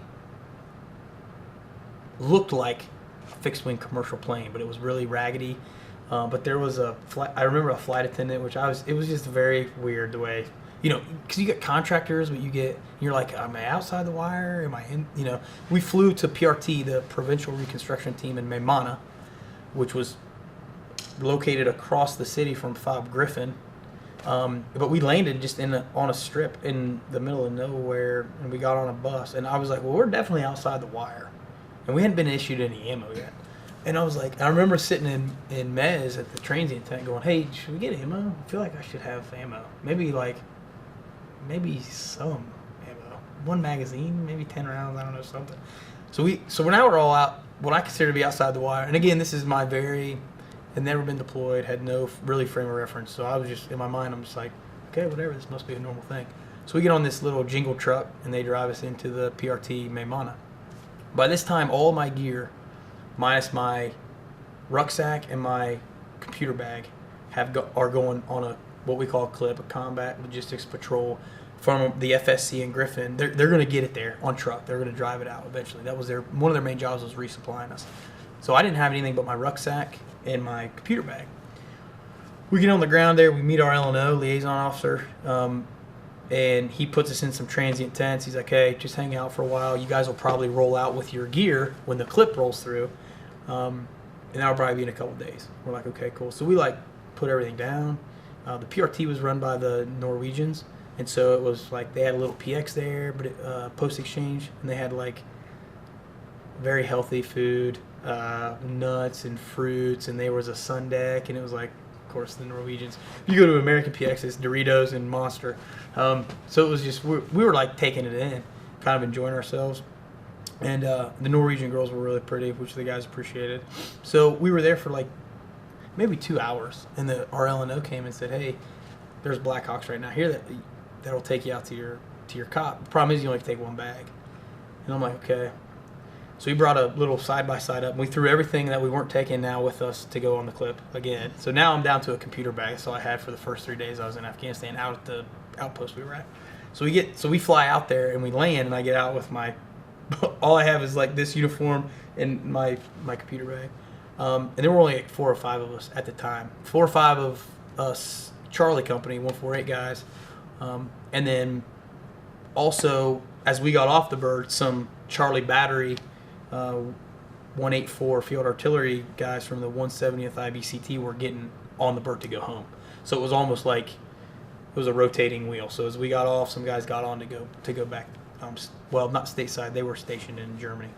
So, and that was kind of our first official meeting. So we met there, the outgoing commander and team and leadership. And so I was like, hey, the first platoon leader, and I was the first platoon leader. So we linked up, and that's when we started kind of understanding the area of operation and some, what to do, what not to do, people to talk to. And it was all very fast. And I remember being just kind of overwhelmed. And I'm thinking, man, these guys know so much about this place. How am I going to get all this out of their brain in time? And when I get it all out, maybe I won't be as proficient as these guys. It was a little intimidating. But I'll never forget, it was like the second day there. And this is in the wintertime. So, I mean, we always joke that the Taliban don't like fighting in bad weather, and they don't, and it's cool with us because we don't like it either. But there's a fighting season for a reason. So this is wintertime, so I didn't really think much. I was enjoying some time without having soldiers with me. So I mean, I was just responsible for myself and making a morning meeting, the occasional patrol where we do what we call a left seat, right seat. So they would sit in the back and you would sit in the TC, the truck commander, and then you would drive out to a checkpoint and meet people. So it was like a meet and greet. Hey, these are the guys you're supporting now. And so it was the second day I was on the internet, and I was checking Facebook or something, and I heard a huge explosion of small arms fire, like just a lot of small arms fire. The combat outpost was the size of probably like 5 or 6 football fields, but it was a big square and it was divided in half. And on the north half was a Kandak from the Afghan National Army. It's about a battalion size, 600 to 800 people, Afghan National Army guys, and then about 100 or so Americans on the south half. We secured towers on the southeast and southwest corner. They secured the towers on the northeast and northwest corner, and then they controlled the entry control point. The Afghans did. In order to get on our side, you had to go through the Afghan ECP, come up, make a jog left, and come into our side, the south side of the COP, where we manned that control point. I didn't think anything about it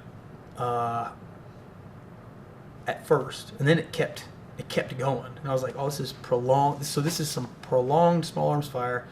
And as the guy's only been there 2 days, and I'm in this room with a bunch of guys that have been there for a while, and I'm looking around, and they're like, they don't seem to be fazed by this, and I'm like, okay, maybe I don't need to be fazed by this, but I'm new, so maybe I should just go check this out. Because again, I have these ideas about what it's like, and I'm like, I might as well run, and I don't want to miss out on any of the action. And so I run out, and as I'm running down rows of Alaskan tents, like little half domes all over, perfectly lined up, dress right dress, I was running down one, and I cut a left to go to the CP, the command post, and a guy comes busting out of the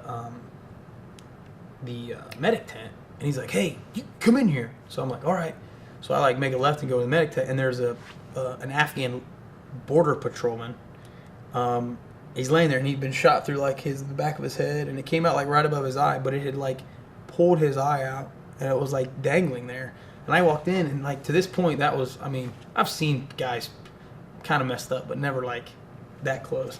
So I walk in, and I'm like, "Oh, hey, this guy got shot, I think, in the face. You guys take care of this? You guys know what to do?" I was like, this is probably above what we're trained to do. It wasn't, but in my mind, I'm like, oh, this is some serious stuff that happens here. So they're like, hey, you need to prep the 9 line. So the 9 line medevac is what you call hire to request a bird to come. So they're cleaning this guy's face off, his eyes hanging there. I'm getting all the details, and I'm writing it on we always carry a templated, it's waterproofed, and it's usually you can get a map marker or something, just pull the map, and then you can write in it, call the report, and then wipe it off and use it again. So I'm, getting all this information, and it was the first time I got that, not uneasy, but that so much adrenaline rush that you get a bit of a nauseous stomach, and you're it was oh, this is real. I've been here 2 days, and in my mind I'm like, man, I'm going to look at dudes' eyes hanging out of their heads for the next 8 months. This is going to be a lot longer than I thought. I was this is going to be a lot more kinetic than I thought it was. So anyway, I finished the 9 line. I sprint to the CP. I give it off to the ops NCO, who starts relaying that information to hire. And probably within 15 or 20 minutes, there's a medevac bird, and they've got him packaged up a little bit, and he's wrapped up in the tinfoil, heating blanket to prevent shock, and then I helped carry him out put him on the medevac bird, and I'm like, okay. And it was another one of those times I feel like my life is a series of, I flirt with complacency, and then something always brings it right back and snaps me into reality. So yeah, that was the rip. And then the guys got there probably, by the time I got my whole platoon there, it was probably mid-February. So my 30-some guys, it took early January to late February. So they kind of flowed in on main body movements. We kind of flowed in, and Charlie 184 flowed out. So I think probably right around my birthday, February 28th, is probably when I had about 100% of my platoon there. And we had done the transfer of authority, and we had assumed the mission, and we're kind of executing as the battle space owners. What was the mission, as you understood it? What were you guys there to do? It changed. So we started off, like I said, with a full company, 3 infantry platoons, and we were going to do counterinsurgency stuff. So separate the populace from the locals, kill bad guys when we needed to kill bad guys, secure the good guys, build wells, do counterinsurgency stuff. The Army created, and this happened a shift right before we went, and they created these SFAT, Security Force Assistance Teams, where we kind of took a security force role, and these SFAT, Security Force Assistance Teams, were comprised of 4 or 5 people headed by a major. They had a logistics NCO, an intelligence NCO, operations NCO, and the goal was, our mission became, hey, you're living with the ANA, we got it, you're going to have to partner with them in some capacity. But your main focus is the Afghan Uniform Police, who is very stunted. So the ANA is fairly proficient. The AUP is a fledgling organization, and they were like, hey, you need to go help them with all the stuff, operations, logistics, intelligence, all that stuff that we kind of inherently know. We need to start developing that in them. And so our role kind of became securing those 4 or 5 people and taking them to the places and meeting people that they needed to meet. So the district headquarters was in the Gormak Bazaar. All of that was within probably 1,000 meters of our outpost. So we would spend a lot of time doing a lot of patrols out to the DHQ, where they could then meet with their counterpart and say, hey, this is the process for requesting fuel. If you need fuel for your vehicles, this is how you go about it. And then so they would do that, and then parallelly,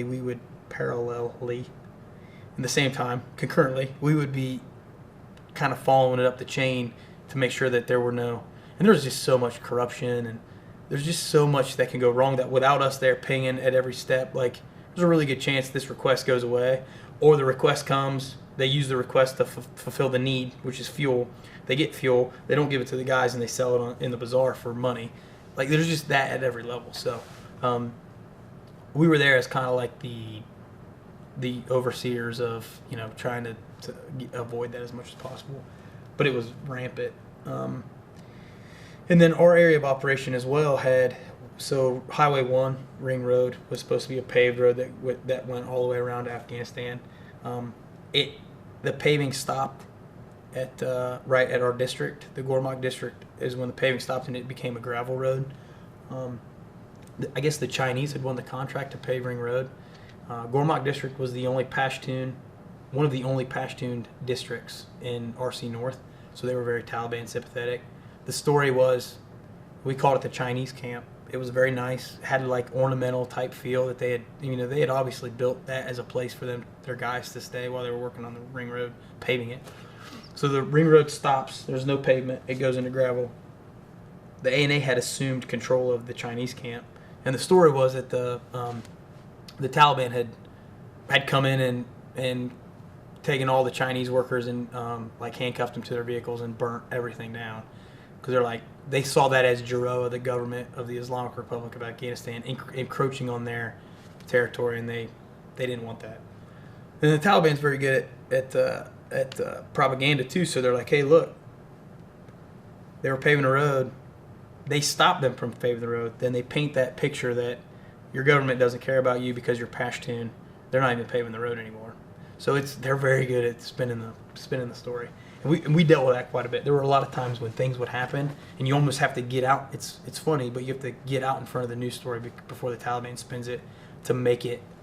You almost have to win the information war. So it's just a really dynamic place for a small unit to be. As I mean, you got essentially a guy like me, responsible for making all those decisions on the ground, and when you're away from the flagpole, alone and unafraid. So yeah, it was very interesting. But so our mission changed, and that's what our mission became. Well, that road carved through the area of operation. It went from east to west, and on the hilltops, the AUP had strategically placed checkpoints.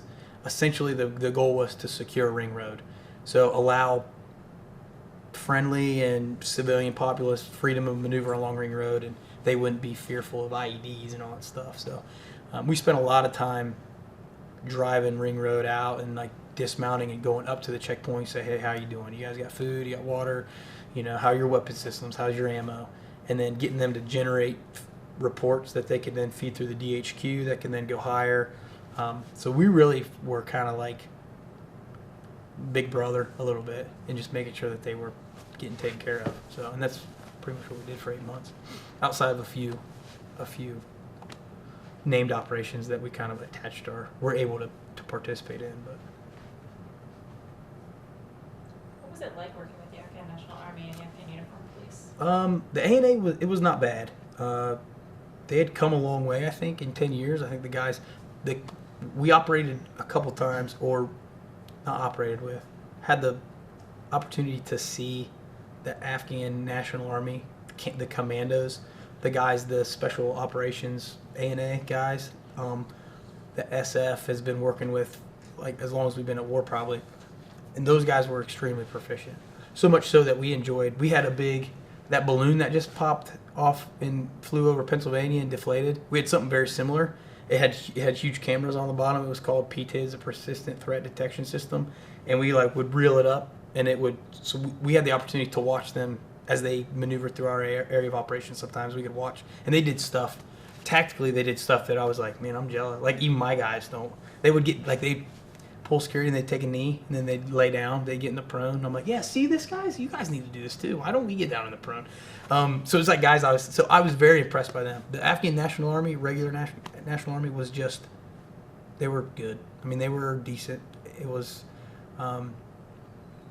it's just such a different culture, level of understanding, frame of reference, having, like, understanding the world. I mean, I think I told you on the phone, we tried to teach them to call for fire.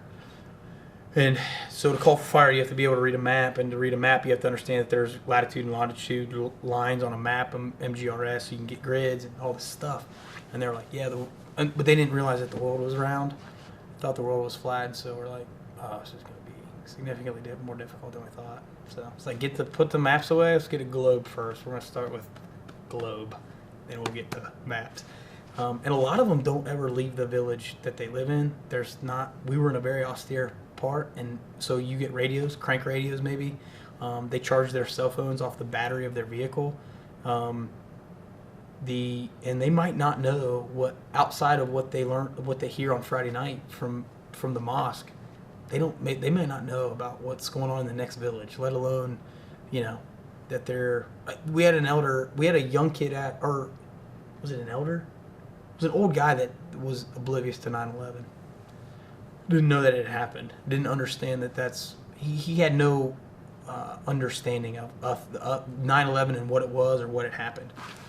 And so when you hear that stuff, it almost, like, makes sense. Like, if something happened, if this country, or if radicals from this country did something to another country, I'm completely oblivious to it. And now all of a sudden there's guys walking the street, like, detaining my family and stuff. Like, I wouldn't know, and I didn't have that understanding of the world. I would probably be pretty upset too. So that was, for me, was like a defining moment in the way I thought about them as people. I mean, they're just human beings. They just happen to be born on a different part of the world, in a different part of the world, under different circumstances. And I mean, it's not their fault. And it's taking care of family too. I mean, if the Taliban pays me $600 to plant an IED, and the American government pays me $100 to rat out the guy that's telling me to plant the IED, I got a family here. I'm going to plant the IED. I don't have a vested interest in either side. So it's winning the populace and understanding the populace and the culture was. You could spend years there and maybe never get it. Maybe you need to spend years there to get it. But then there were times of, they taught us to dance the Atan at the New Year's celebration. I think they were celebrating the year 1692 or something, 1642. I can't remember. So we all laughed. We're like, cool. Columbus hasn't discovered America yet. It's coming. Just hold on, America. 20 more years, 40 more years. You're going to get discovered. It'll be good. But we danced with them. We shared meals with them. We had conversations that would, you'd be BSing. We would sit in peasy posture waiting on a QRF mission, a joint operation, and maybe the call never came, but you were still there. So you'd have an interpreter and you'd BS with the guys, and they would ask questions like, what would you do if someone was disrespectful to your sister, and we're like, yeah, we would go we would go kick his ass, man. That's what we would do. And they're like, yes, we would do the same thing. So on that level, they're like, oh, maybe we are kind of the same people. We have the same, reactions and emotions to stuff. So we had some breakthroughs there. But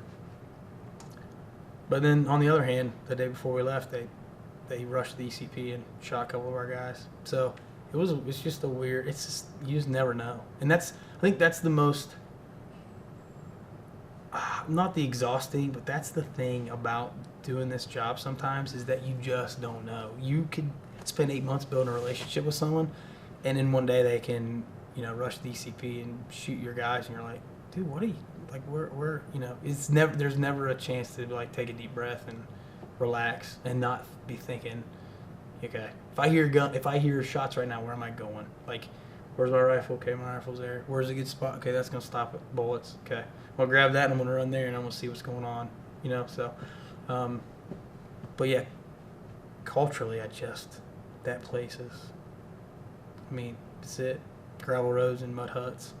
And sometimes not even gravel roads, just a couple ruts in a valley, in a hill, and that's it. So it's pretty wild. You said a lot of your job was driving out and checking on these checkpoints and stuff. Can you describe with us that process? What's your business as usual for the day look like? So since we had 2 platoons, and we had a requirement for force protection, and then also for going outside the wire and doing our job, essentially. So the way we worked it out was a weekly rotation. So 1 week we would be, so first platoon 1 week would be responsible for force protection, which meant that we guarded the towers and the ECP, and we essentially were the protection providers for that week. During that week, second platoon would be on patrol week. So every day, depending on what the patrol set was or what the SFAT kind of dictated, hey, we need, next Tuesday we need to go check with this checkpoint commander. Then we need to make a trip to DHQ to talk to this guy. We need to do this. There's and then there would be some other ancillary patrols that would pop up, like the guys were doing some culvert work along Ring Road, and so the guy that owns the Corps, the contracting officer, would come out and say, hey, I need you to go inspect these culverts, so then I can report back that they've been completed and they're good, and then so we can pay the contractor. So you would get those little pop-up missions. We got a lot of, I don't want to say VIP, but we got a lot of commanders are always doing battlefield circulation. So you get like your battalion commander, your brigade commander, your brigade command sergeant major, or whatever they come out and they're like, hey, we want to go kind of see the operational environment or see where you're working and who you've met, and so that you would get those kind of patrols. But routinely it was, I would break it down into trips like that, showing people the area of operation, going to check on, doing our actual mission, which is supporting the SFAT and getting them to do stuff. And then pretty routinely we would support ANA-led missions and AUP-led missions. So we would prod them into doing like a cordon and search or clearing entire villages. And we would support that in that we would take an infantry platoon out there and set in like a mounted support by fire position with our gun trucks. And I don't know that the security situation was ever that great in Gormak. They attacked us on our COP, like where we lived. So the security bubble was pretty small, but it was it existed around the outpost, and then it existed wherever American vehicles were driving or guys with the American flag on their shoulders. We I think were enough to kind of, so it was like a bubble, and then a bubble would break off and go with us wherever we went, and then we would come back. So we tried to use that and we knew we were the last unit to be there in Gormak. We were shutting the outpost down and handing it over to the Afghan National Army. So everything we did was kind of off at a distance, and we were just kind of we were there essentially to say, hey, there's a pretty big bubble here where you're probably going to be okay. We want you to know what right looks like. We want you to execute what right looks like under the blanket of this security blanket that we've provided you. But we need you to get proficient enough so that when we take the security blanket away, you still are confident and competent enough to go do this without us. And so that was we had a few operations like that. And then the fourth, which is a tiny little sliver, and it hardly ever happened the way we actually hoped it would, was we would gather intelligence, both human, SIGINT, just by seeing stuff, getting word on the street essentially, and that would grow into some information requirements or priority information requirements that would get fed to Task Force North, which was the SOF, Special Operations, CAG stuff, all the secret squirrel guys, and then they would come out and do clearing operations in our AO, and we would be on tap for like the quick reaction force. So we never got called out. It just meant we spent a lot of time rehearsing and prepping and then sitting on our rear ends waiting for essentially a 911 phone call, which never came. So we all wanted to go. We thought that was going to be the coolest thing we could do, but we never. It's probably better that we did. It was a good thing that we didn't have to do it. So 'cause usually that meant guys were in trouble. But and that was maybe only 2 or 3 times where we got that tasking. But it was just outside of the missions. There were 100 of us, probably 100 miles away from our battalion headquarters. There was a Navy, or there were some guys from SEAL Team 2 that were in Quajiquinte, which was like probably 35 to 40 kilometers east of us. We would regularly come out. We had regularly had guys from 5th Group come out and do clearing operations with our Kandak Commando, and they would come back. So there was a lot of stuff happening in the area of operation. We were not always directly related to it or directly supporting it, but it was cool to be able to see that, to interact with across the spectrum for services. A lot of soft guys, so it was good. It was a lot of fun. Part of me wishes we would have been more kinetic, because I guess the infantryman in me, the guy that doesn't have a heart, just wanted to get more proficient at doing my job. And, I made some mistakes in my first firefight. I was like, man, if I could go back, I could have been more lethal. I just wanted to always, part of my brain was glad that maybe nothing bad happened because none of my guys got hurt or got killed. But part of me was like, my job is to be as lethal as possible. And that just didn't present itself as often as I would have liked. So, yeah, it's an experience that I think is different than a lot of guys in the National Guard have as a platoon leader, to be able to do what I did. And so it's awesome. I think it's another one of those. I don't want to say check the block thing, but for a career infantryman, it was a good experience to have, and it on the back end it's helped with frame of reference and how you approach life and perspective and credibility. So you get some credibility and stuff like that. So yeah, overall it was interesting. It was a good mix, mission wise. What was the leadership side of things like? You're coaching your group of men in your platoon through combat experiences and through what sounds like fairly insecure territory. Conditions are changing and people are processing those experiences. So what was that like? Exhausting. I've been on a big General Stan McChrystal kick lately, and so he gave a TED talk, and he was talking to a guy. They were sitting in a CP, watching a firefight. And a guy that he had been working with, one of his senior officers on his staff, they were working together, and they're watching this firefight unfold on like a UAV feed or a drone feed, and he remembers thinking, oh hey, the guy that I'm with, his son is deployed. He's like, hey, how's so and so? How's your son doing? Is he okay? Where is he at? He's like, yes sir, he's fine. He's like, well, where is he? He's like, he's in that firefight. And so it's like, and he explains that as the cumulative effect of leadership. Like, you don't just get to go home and not be in charge anymore, and you're not given the luxury to be the guy that gets to have the breakdown, essentially.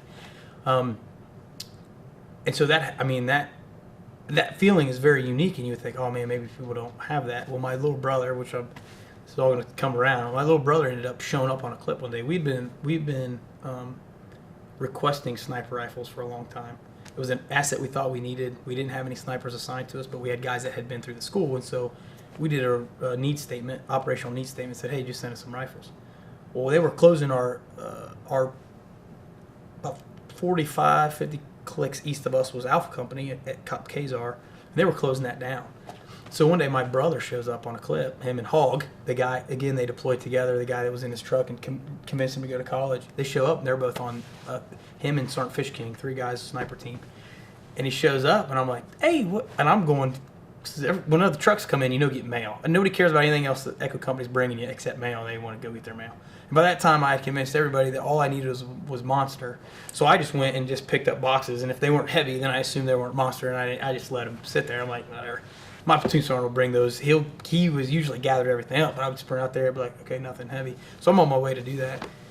Then, and I like passed Johnny, and I'm like, dude, what's going on, man? What are you doing? Like, do you just catch a ride out here just because you got bored, or what's going on? He's like, no, we're here for good. I'm like, no way.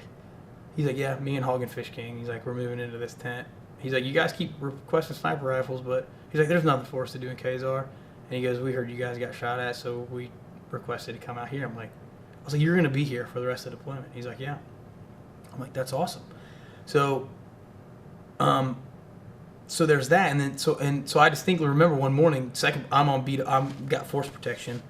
I'm at Chow, and I'm like, and so north of the COP was very contested. You only had to walk to the hills to the north, and you were probably going to get in some kind of tick or some kind of, you were going to be engaged by the enemy in some capacity. But we thought they were just going up. There were hills that overlooked the COP. They were going to put some unmanned ground sensors in there just to see, like, because if the balloon wasn't up, the Taliban would creep as close as they could because they knew we could see them. Well, so when the balloon was down, they knew we couldn't see them outside of the towers. And the guys on the north were the A&A, so we didn't necessarily trust that they were going to be pulling as security like we would. So we accepted a little risk up there. Well, to mitigate that, we went up there and we're going to put some unmanned ground sensors. And it was just like it would detect on metal type stuff or any movement up there. We would get it, and then we would know to shift our focus up there. He was on that patrol. I didn't think anything about it. I was like, you're going, I'm literally could look up at the hills and see the hills right there. I was like, you're probably good. We could mutually support you from here, so I'm not worried about it. So I ran into the chow hall. I got chow, whatever, and I'm walking out. Major Adamson was our SFAT leader, and we're like BSing, and I'm getting ready to sit down, and I hear some small arms fire. And we both look at each other and like, dude, this is not possible. Like, there's no way that they're getting in a firefight right now. And then it just intensifies. And so I'm like, oh. And the only thing you can do outside of like put your gear on and run up to the hill to like you go get with your brother is to be on the radio. Because I had been in a few dismounted firefights by then, and there in my mind was a collection of all the stuff that I wish I'd done that I hadn't, and all the things I had requested and what I didn't do. And so I have a full plate of food, and we both look at each other, and I'm like, oh, Johnny's up there. And I just like dump my tray, and I run to the CP, and we have an RTO, radio telephone operator. But I grabbed the radio, and I'm like, so I managed as much as I could help as the RTO. I didn't inject in. I didn't think that I overstepped my bounds, but I just wanted to be like a voice of reason on the phone to say, hey, because I'd been there and I knew, Lieutenant Overmeyer would be calling for fire, and if he wasn't, then I could be the voice that says, hey, have you considered calling for fire yet? Because that's something I wish I would have done. So anyway, I hear that story from Stan, and then I immediately think, well, yeah, I've stood 1,800 meters from my little brothers on a hilltop in a firefight. I'm on the radio, watching it on the PTIDS feed, while the Merc's going crazy, the little chat thing is going crazy, and I'm like, so that's a pretty cool, not cool, but it's all perspective and frame of reference. So it changes kind of how you think about everything. So, that's just one story, and I have like probably hundreds of those. Let's talk a little bit about combat, because you had said you've popped in and out and saying, like, at this point when your brother shows up, you'd already been in Yes. firefights, and you guys could walk north and get Yeah. And you had a collection of things that were, your kind of your own air checks. So Yeah. So can you talk about as this starts happening, as you guys start engaging, what are you doing yourself? What are you doing as a platoon leader? What's that process for you? So on March 10th was the first time I got in a firefight. We knew that north of the COP was probably kind of like the bad guy center of gravity. That's what we felt like from human intelligence and some ISR platform stuff. The problem was the only way to get there was to walk, and in order to do that, we accepted a lot of risk because we were we were essentially a company minus. Now, if we had a third maneuver platoon, we might have been able to manage it, but the other option was driving. And so we didn't know exactly what the roads looked like outside of a map and some imagery. And so we were like, well, we need to go see. These map Bs are heavy.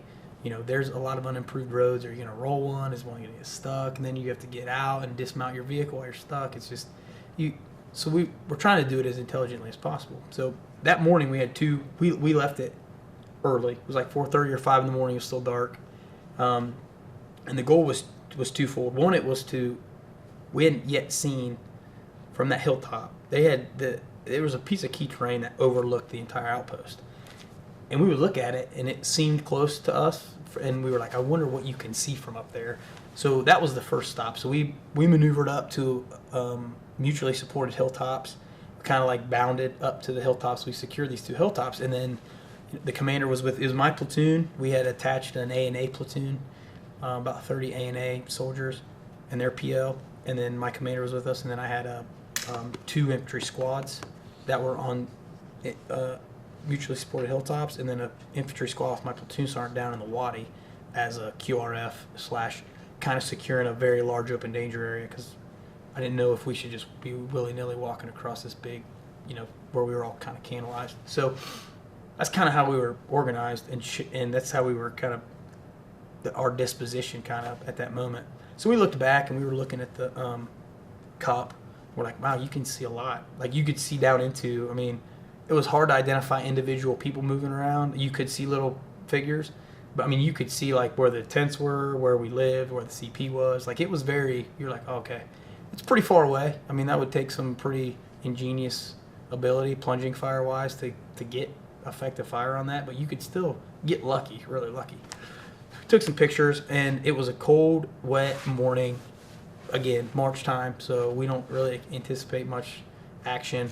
And I remember looking at my company commander was with me, and I was like, so we're heading north. There's an infantry squad up here on the dominant train, and I'm right here, just slightly lower. There's a big valley that runs between us, and this is like a little ridge line that runs all the way down to the next big hilltop, which overlooks essentially what we want to see, the road, and if we can drive vehicles on it. Now, if I thought contact was imminent, if it would have been later, if I'd have been smarter, if I'd have thought more through it, if I'd have done a better mission analysis or enemy analysis, I maybe would have bounded my squads up. But based on where we were at, I said, you know what, sir, they've got the dominant terrain. They can overwatch us all the way till we get to our limit of advance. If it's cool with you, we're just gonna leave those guys there, and we're gonna walk up by ourselves. He's like, yeah, that's fine. It's cool with me. I'm like, all right, cool. So we put the A&A out front. So there was an A&A platoon, then me, my RTO, and the Afghan platoon leader. And then behind us was my third squad. So I had an American infantry squad behind me. So we move all the way up. We get to the hilltop. There's a small valley goes back up into the next hill, which I didn't see right away. And I'm like, okay, I need to be on top of that hill. So again, I'm like, so speed or security, you're always, the bill payer is one or the other. So you're always sacrificing speed for security, or you sacrifice security for speed. And in this moment, I made the decision to sacrifice security for speed. Looking back, I probably should have moved my other squad up, and then so I should have held that position, moved them up into a supporting position, and then gone through the valley. Well, I didn't do that, so we successfully made it through up to the next hilltop, and we've reached our limit of advance. So we're on a hilltop. There's a little spur that runs down, and then it dumps into a valley as well. So you're kind of like, you have a road intersection, and we're kind of up here. I got another squad back here, and then way back in the wadi, probably 4 or 5 clicks is the mounted element. So, so we're sitting there. It's like no big deal. Everything's good. We look at the road. We're like, yeah, we can't drive vehicles on this road. This is not a good option. We're like, okay, good. Accomplished the mission. Too easy. My company commander said, hey, if we walk down this spur, I'd like to go see the road that runs back down into, I think it was Faizullah Khan or wherever the town was. So I'm like, okay, Roger. So it's me, the commander, our JTAC, our Joint Terminal Attack Controller, our Air Force attachment that handled close air support, talked to fixed wing aircraft, and I think that was it. So we start walking down this spur, And I randomly, like last minute afterthought was like Staff Sergeant Bruning was the squad leader. I said, hey, just give me a fire team to come with us to full security. And he sent like Sergeant Heldman and I think it was Sergeant Hellman, B now, and what was that guy's name? The team leader. Anyway, so we moved down to the spur and we're like hanging out there. And we're like, looking back, we broke a lot of rules. So we're not in the military, we're not behind cover, we're on the front side. We're in the military crest. So like we're all on a knee, but the hill was steep enough where like you could take a knee but then lean back and you were kind of like sitting. And so you were sitting, but you were down on a knee, but were as far back as you could possibly go.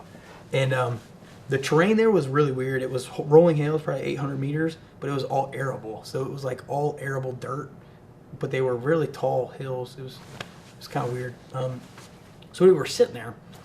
We've seen, as far as I know, I haven't checked out, but I'm thinking about getting us back. I'm like, okay, scheme and maneuver to get back. And Sergeant Heldman was a squad designated marksman. He had his EVR, and I just remember he had enough time. So I'm on a spur. I'm looking this way. There's a guy looking this way. There's a guy looking this way. Heldman's looking this way. The commander and the JTAC are like, they've got their binos and they're looking at this road. And Sergeant Heldman said, hey, he goes, I think I got 6 guys. And they appeared out of like a trench and they were like probably like chest level. And he goes, and I think they have, and that's as far as he got. And apparently he had seen them like reach PKMs up out of the trench. And this is probably 300 meters away. This is just the next hilltop over.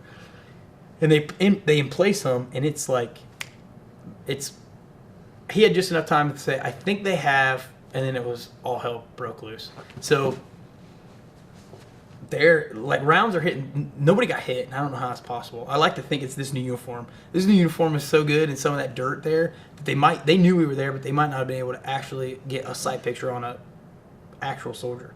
So, but the rounds were hitting like so close, like the dirt. I mean, I got hit in the face with some dirt, and it's like you immediately just are like, it was weird. I remember I rolled over because we all had our medium ruck, so you have a ruck on too. But I remember low crawling. Everyone has always described getting shot as like getting hit with a sledgehammer. So I'm like low crawling, and I'm like, okay, please don't get hit. Like I'm waiting for the feeling I'm getting hit by a sledgehammer. And then I remember I thought about Tara, and I thought about not wanting to die there. I was like, I just don't want to die here. Like I'm clawing through this dirt, and I'm like, this dirt is in a place that's way far away from home. I don't want this dirt to be like where I die. So I get to the backside of the hill. Most of the guys, and to Sergeant Heldman's credit, he stayed the whole time. So he had an EBR, which is an M14. It's got a 20-round magazine. Somehow we captured the audio from this. I'm not sure how. Someone had left something recording in their pocket, their camera. So you can't see anything, but you can hear everything. And there's a distinct, like, you hear PCAM fire, and then while everyone else is kind of like trying to get to the backside of this hill, you hear like, doosh, doosh, doosh, and it's Heldman who's just stayed there and shot like 20 rounds while we all broke contact. And so I was really proud of him for that. I didn't write him up for an award. So those are the things you look back on. You're like, man, maybe that guy deserved a Valor device on his ARCOM.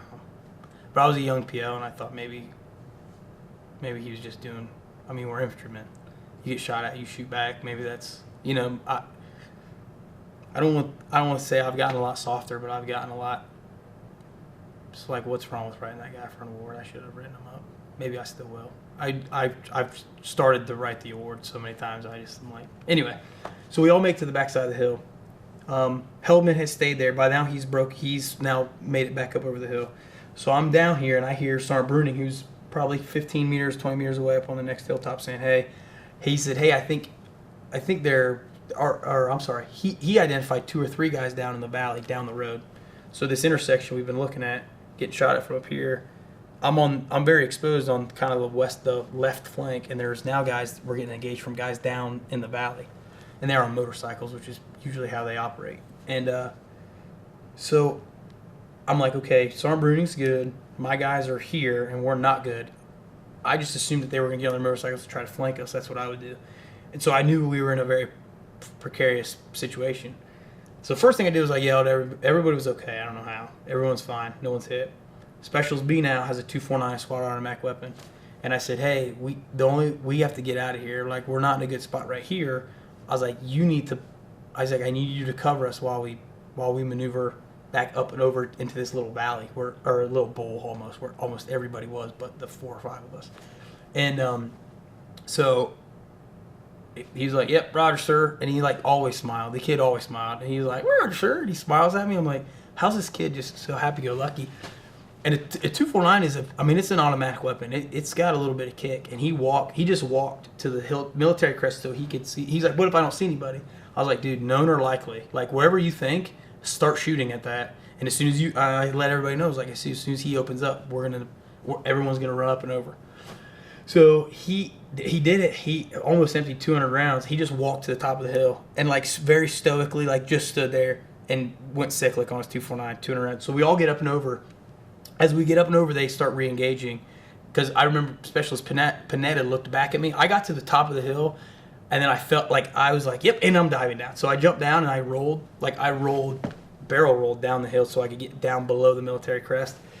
Panetta told me later, I didn't realize this, that as I fell or as I jumped down, like rounds kicked up behind me, and then they all thought I'd been hit. They thought I'd gotten shot, and then I did some rolling, and then they got up and they were like, "Oh shit, maybe he's okay. All right, cool." So they went back to doing what they were doing.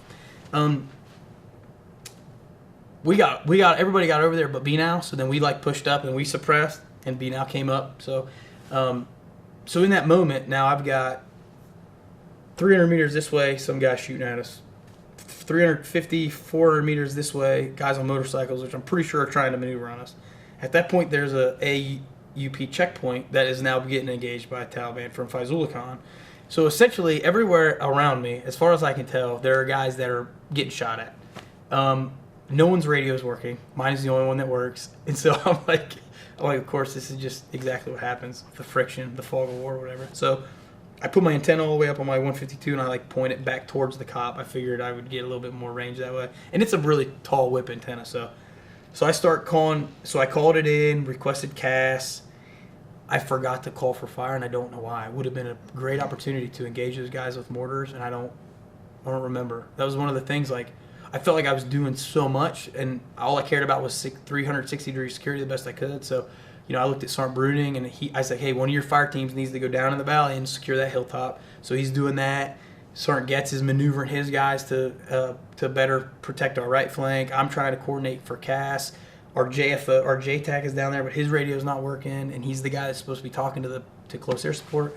So all this is happening, and it's just like, and then you get a minute to just sit there. You're like sitting there. I'm like, okay, what do I do next? What do I do next?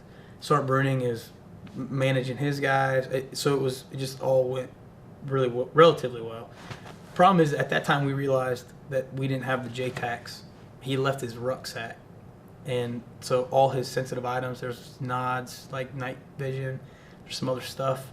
Dagger for like a GPS, Army GPS thing is in there.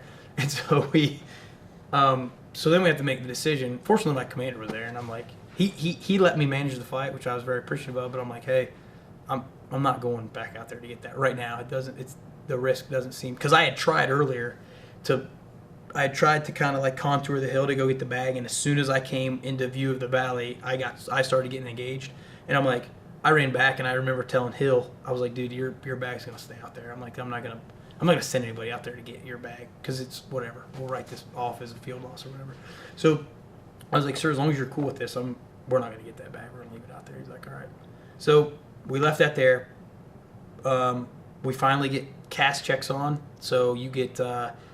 Usually you get like fighter jets or something, or somebody's coming. And usually all it takes is if a helicopter or a fixed wing fighter jet come, that's enough for them to break contact. Like they know what's about to happen if they continue to engage like friendly forces. The problem was they were French Mirages that checked on, and so their ROE was even worse. Like there was almost not. I mean, the Taliban could have been doing almost anything they wanted, and they wouldn't have been able to drop bombs. But like I said, Taliban doesn't know that. They just know that there's now 2 Mirages on station. So we requested that they do a show of force, and then as they were doing a show of force, I told Sergeant Getz, I'm like, hey, you're going to have to secure this just keep overwatch on this valley.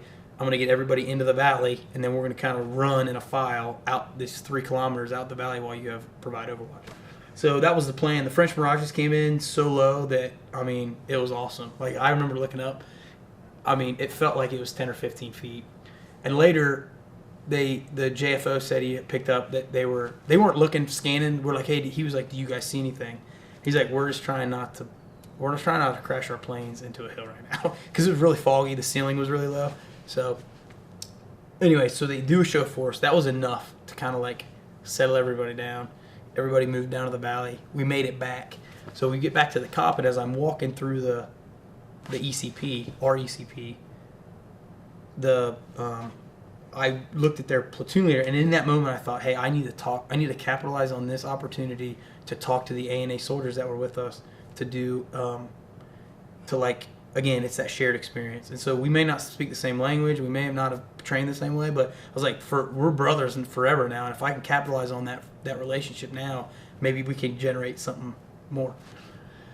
So we did. So I immediately after, all the guys went in and ate breakfast like nothing had happened. It was kind of weird. I went over to the ANA side, and I had a platoon formation for their guys, and I said, hey, I was like, we're brothers now. We had that conversation, and I was like, we're not going to be here forever, but you guys can do that every day. You guys can go do that. I can't do that because I'm not here every day, but you guys can, and you need to start, like, everything you do you need to posture yourselves to be able to do that all the time and be relentless and always take it to those guys. And so so that was the most, I think that was a significant emotional event for me, only because it's just it's the most humbling thing you can do. Is it's taken me a long time to become a better officer, and knowing that I can trust subordinates to do it. I think for a long time early on, I tried too hard to do everything, and and sometimes you can't do that. And so, like, on that moment, you just have to ask guys to do some very dangerous things, and you trust them to do that. But and then they do it, and so it's like I don't know. It was very humbling for me, for them to, because I mean yeah, it is what it is. So there was that day, and it's always it's a high. As long as nobody gets hurt, it's like it's the best high there is. And so you get back and like, dude, guys are. So we did an AAR, and we identified a lot of things we could have done better and all this, but at the end of the day, guys were like, yes, nobody got hurt, and we got to do what we wanted to do, and that's get shot at and shoot back, and nobody got hurt, and this was awesome, and we should just keep going and fighting the bad guys. It was awesome. So that was 10 March. There were two other instances where we got in some minor skirmishes, nothing that was ever overwhelming. The outpost got attacked a couple times, and it's funny, that same story about my brother showing up. He moved all his stuff in, and I checked in on him later that day. This is his first day there, and he'd been there 24 hours. I said, hey, I was like, dude, it's a little bit different out here, all right? I was like, I know where you were. You may not have thought all the time outside the wire, but I was like, you need to make a conscious decision to think about like where you're at and what you're doing when you're outside the wire, when you're here. And he goes, yeah, man, we'll be good. I'm not worried about it. And I laughed, and I'm like, all right, cool. So that very night, I had fallen asleep with my headphones in. So I'm sleeping. I got PT shorts on, a beanie cap, and a t-shirt, and I get woken up by our ops NCO, who's in full uniform, full battle rattle. So he's got his plate carrier, everything, helmet, eye pro, gloves, and he's like shaking me awake. And I remember coming to, and Five Finger Death Punch War Is the Answer is playing in my ears, which is like really heavy. And I'm like, it's like, whoa. And I'm like, what is going on right now? So I'm like, I pull my headphones out. I'm like, Sergeant Leisure, why are you wearing all your stuff, and why are you waking me up right now? And he's like, be prepared to conduct a battle drill. And he turns and runs out. I'm like, there's lots of battle drills, dude. Come on. Like, which one? I mean, there's lots that doesn't mean anything to me. And I'm like, all right, cool. We're going to be super sensitive and overact to this. So I put my Crocs on and grabbed my rifle, and I walked out back to the CP. So I get to the command post. Our blimp is up, and there are 20 guys, PKMs, RPGs, a whole bunch of weapon systems, like walking towards the cop along an unimproved road. And the commander was like, "Yep, they're coming. They're coming to attack the cop. I know it." I'm like, "Sir, there's no way. Like, there's 20 of them. There's 100 of us. We are in a defended position." I wasn't buying it. But on the off chance that these guys were, because the road went right by the cop into the bazaar. So in my mind, I'm like, they're not going to come attack us, but they've got a meeting scheduled somewhere. Maybe in the town right here, or maybe in the bazaar behind us. I was like, but the likelihood of them walking down this road is pretty good. That road's about 700 meters away.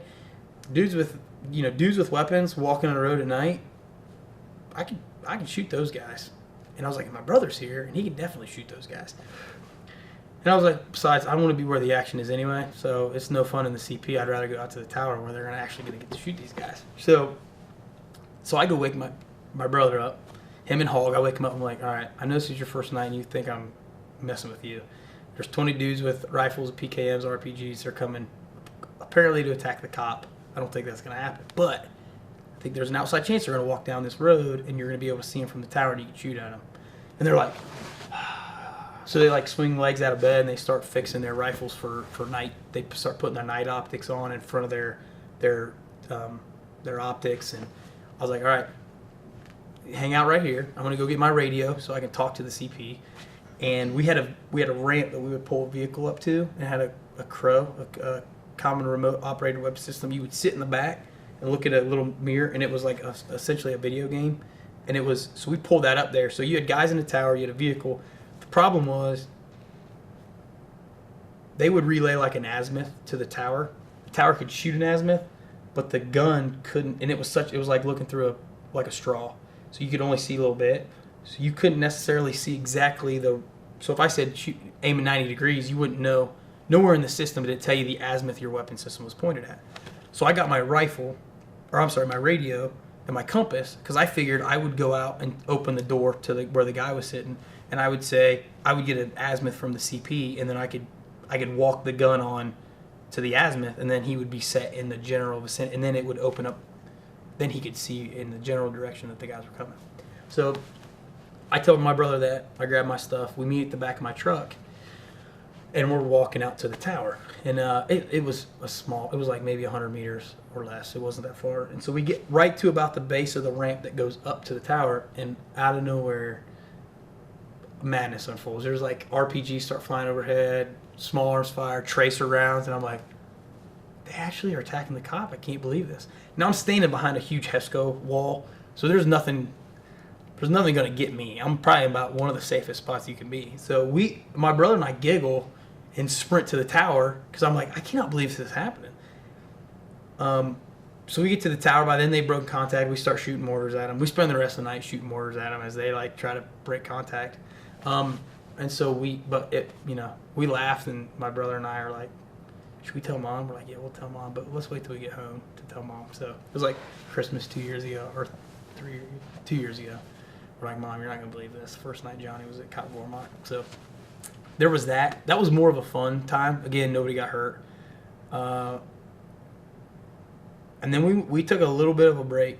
In the summertime, the Afghan uniformed police would get engaged all the time. All the time. In the summertime, it was almost a daily occurrence. Again,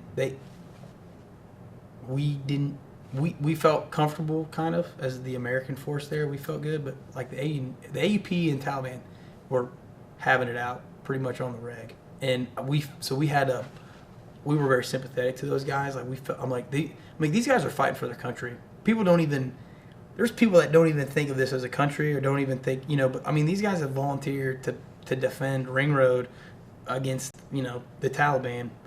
So I had a lot of respect for them in that regard. And so while personally we didn't suffer a lot of catastrophic injuries or anything, the AUP on the regular were. And so, and they would always bring the guys to us. We were always kind of the ones that would fix them and put them on a medevac bird and send them on their way. And so so we saw a lot of carnage. I think a lot of guys just they didn't understand cover and concealment, and they would go run out and do a firefight, and a PCAM would just like mow them down, and they put them in a truck and bring them to us, and we're like, we can't help this guy, you know. So yeah, and then the last time, and then we kind of went into a lull as far as us personally, the Charlie Company guys getting in firefights. Then it was late summer. I was in the gym. We bragged that we had the only open air gym in northern Afghanistan, which we were proud of. It was essentially just a lean-to. It was like a prison gym. We just put it in some stuff under like a shelter house. And then HESCOs were built up, obviously, to stop rounds from coming in. And we had some engineers that had been attached to us for a project. The unit before us had built a bridge. The bridge washed away, and then so they went in to build a fording point. So they were in the Wadi doing a range. They were running a range. Like the Wadi was maybe 200 meters wide, like probably 15-foot walls on each side. When it would rain real hard or the snow would melt, it would just fill up and flow, and then it would just dry right out. So we would go down in the Wadi and do our weapons qualifications and stuff, because it would go right into the wall, the other side, a 12-foot tall wall. So they were doing that. I was in the gym, and just again a maddening rush of small arms fire, and you're like, what are the engineers doing in the Wadi? It's crazy. I can't believe they would be shooting that much. It didn't make sense. And then we had a tin roof, and you hear like ting, ting, ting, ting, ting, and like holes start opening up in the tin roof. And we hadn't been shot at for a long time, and so guys were like, yes. So like I remember rushing over to where my weapon was. I jumped over the bench. I like chambered around, ran out behind the tent, and I'm sitting there next to a HESCO, and like just the cop is just getting rocked. I mean, like, you hear rounds flying everywhere. I was right next to the gym, was right next to where the balloon was parked, and the balloon was down. So you got guys doing that. I look up again, Sergeant Heldman. So the vehicle that shoots the automatic weapon from inside had jammed. So he has gotten out now, and he's climbed up on top of the truck, and he's now engaging it manually, shooting back at the hilltop, sitting completely unexposed on top of this vehicle. And you got guys like maneuvering. I saw the mortarmen like bounding through the cop to get to the mortar pit, the mortar firing position, so they could start hanging rounds. And so like all this was happening, and so I maneuvered. It's weird, like that's the place you live, and you have to do these bounding techniques to not get shot at the place you live. So anyway, we get to the bunkers, and we start getting accountability and everything. So everything's good. Nobody got hurt on that one. There were a few casualties. I think a tube of toothpaste, somebody's hygiene kit, some shaving cream. As they came through the tent, they would like hit people's stuff. I think a TV got shot up. So, but no serious injuries for as far as we were concerned. But there's such a high after that. We hadn't been shot at for so long. Like it almost like brought us out of a funk. Like we hadn't been shot at so long. We knew the mission was ending. We had switched kind of to packing everything up, deciding who was going to get what as far as the A&A and what we had to ship out, and so there was all that stuff going on. So it was like a nice little reminder. But in the crossfire, a little girl, she was like 3 years old, I think, had gotten shot in the back, and her dad brought her to the ECP, obviously, and he's like, hey, the Taliban shot my little girl. And so we brought her in, and they treated her in the ECP. But I walked out to see what was going on. It looked like almost like a Nerf football, like a chunk of Nerf football had like been pulled out of her back. She was really stoked though. Like we gave her like a teddy bear, and she was good. They like patched her up, and then by that point in the rotation, I mean, we're closing this place down. We were trying to get them to rely on their own auspices, I guess. They didn't want to send a medevac, and we're like, no, like it's a little girl. Like, and now you got a bunch of infantry dudes that are like probably fathers, or we're just like, no, this is not possible. If there's any way to get a helicopter of any kind, you're gonna come get this little girl. Are you kidding me? So they finally came and got her, and then she spent like every week she'd come back to the cop after just to see us, and like we would check, like the medics would check on her wound and clean it up and stuff. But so that was good. I stopped. I always went to the ECP. We didn't trust. We were worried that. So we had a medic tent with all the stuff, but we were always worried that was a ploy. Like you could fake an injury, attach a suicide bomb, come into our cop, and we would treat you, and then they would detonate something, or it would be a way to infiltrate. So we never let them pass the ECP. We always kept them. So we would run out, and we had, we would set up stretchers, and then they would, as they needed, they would bring their medic bags, and as they needed stuff, they could run back and get it. But we always treated everybody there. I don't think it was morbid. I just wanted to see like I just wanted to see the effects of this stuff was combat, I guess. So I always went to the ECP. I always wanted to see, dudes in various states of, I don't know, and I think it helped that they were Afghan National Army and AUP guys. The trauma that those guys go through is crazy. Like, I mean, the body, what like bombs and IEDs and all that stuff can do to the human body is just unbelievable. But the little girl was the last time I went. I stopped going after that. I was like, maybe I'm cool. Maybe I've seen like what I wanted to see, and I'm okay with not seeing anything else. So yeah, it was about as kinetic as a National Guard deployment can be, I think. Usually we get the missions we usually shape the missions for people that go do stuff. But yeah, and then the last experience was I had left, so my platoon was first on the to leave the COP, and the other guys were we flew out. The rest of the platoon, the rest of the second platoon was staying back to drive out. They were driving, so we essentially turned everything over, packed everything we could up, and drove out. I fought that pretty hard. I was like, no. My platoon should be the last one to leave, and I really wanted that. I had talked to my commander about volunteering to stay on. They needed a guy to stay on at another outpost to run security for the base as they were closing down. I volunteered. I was going to do that, and my commander's like, "No, you're good. Just go home." He's like, "Just go home." So I did, and I was the first one out. So we landed it at Fort Bliss, Texas. So I float all the way out of country. I was at Fort Bliss, Texas, and my phone came on, and it said 2 shot in Gormok. We had just been in Gormok like 4 or 5 days. I mean, that was my outpost, and I just had I'm like, this is like my worst fear was that they would let me leave and like something would happen. Not that I would have affected anything different, but I just didn't. I hated the thought of guys enduring or suffering through something that I wasn't able to suffer with them and do it. So we got home, and I found out later who it was. So Sergeant Hallinan, then Sergeant First Class Hallinan, now First Sergeant Hallinan, had got shot in both of his legs, and got medevac to Bala Murghab, and Sergeant Busick, who's one of the maintenance guys, had gotten shot in the thumb. So the guys were okay. They got medevac, but they were okay. First Sergeant Hallinan to this day is probably one of my best friends. We're commander and First Sergeant together. I mean, he's missing most of his calf, but he still passes a PT test. It's always a lot of fun when we do at the unit now when we sponsorship. We welcome new soldiers in. We always cut out some time and we bring everybody that's new to the unit that weekend and we talk to them. And it's, sometimes you get new guys in that fail an APFT, a physical fitness test, and First Sergeant's like, come on, man, I don't think I failed a PT test in my entire career. I'm missing most of my right calf. And it's like, they're like, oh man, this guy's crazy. So he's the quintessential, he's a Ranger qualified dude too. We got to bond a lot over that experience.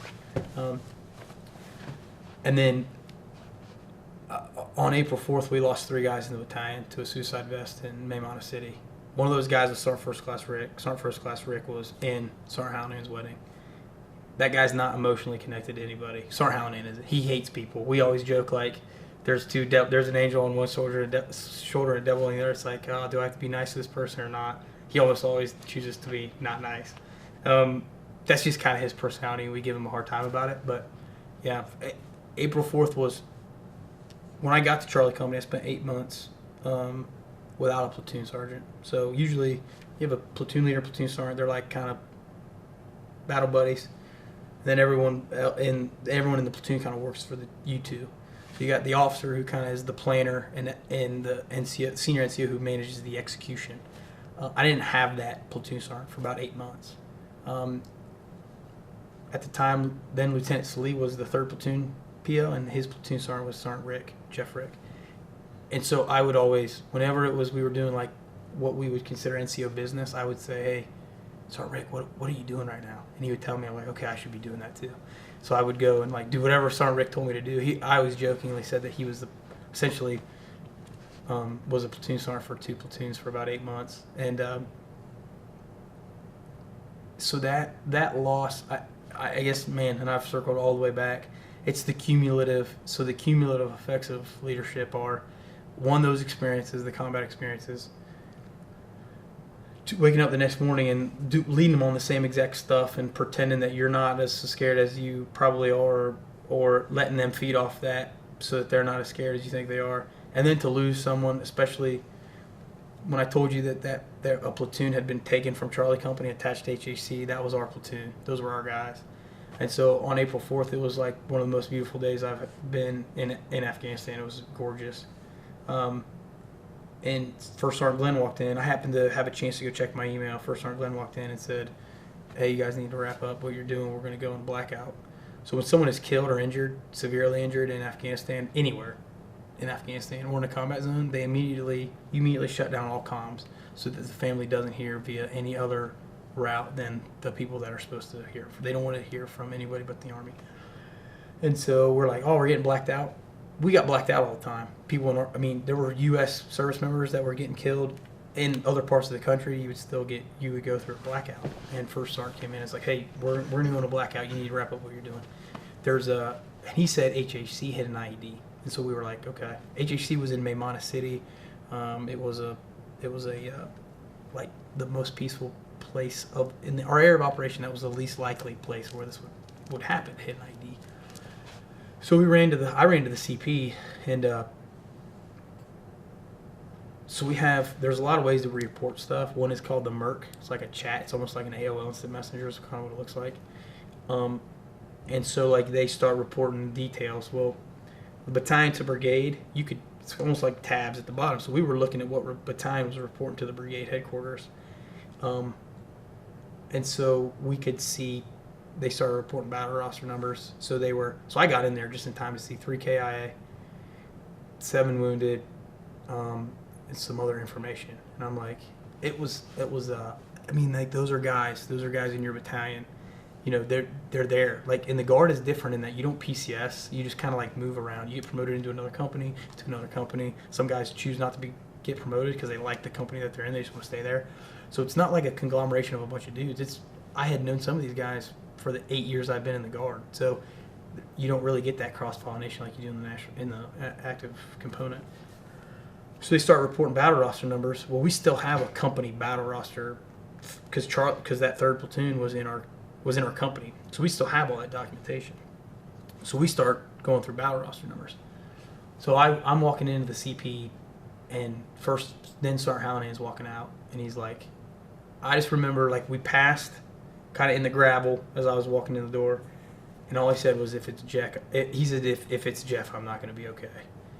And that guy, had never seen him show any kind of emotion about anything. So, and he just walked back to his bunk. I was like, dude, I'm sure it's not Jeff. He's a platoon. Like, we have people that get hurt are the doers. The further down you go, you have, the E5 and below are the doers. E6s are doers. E7s manage the doers.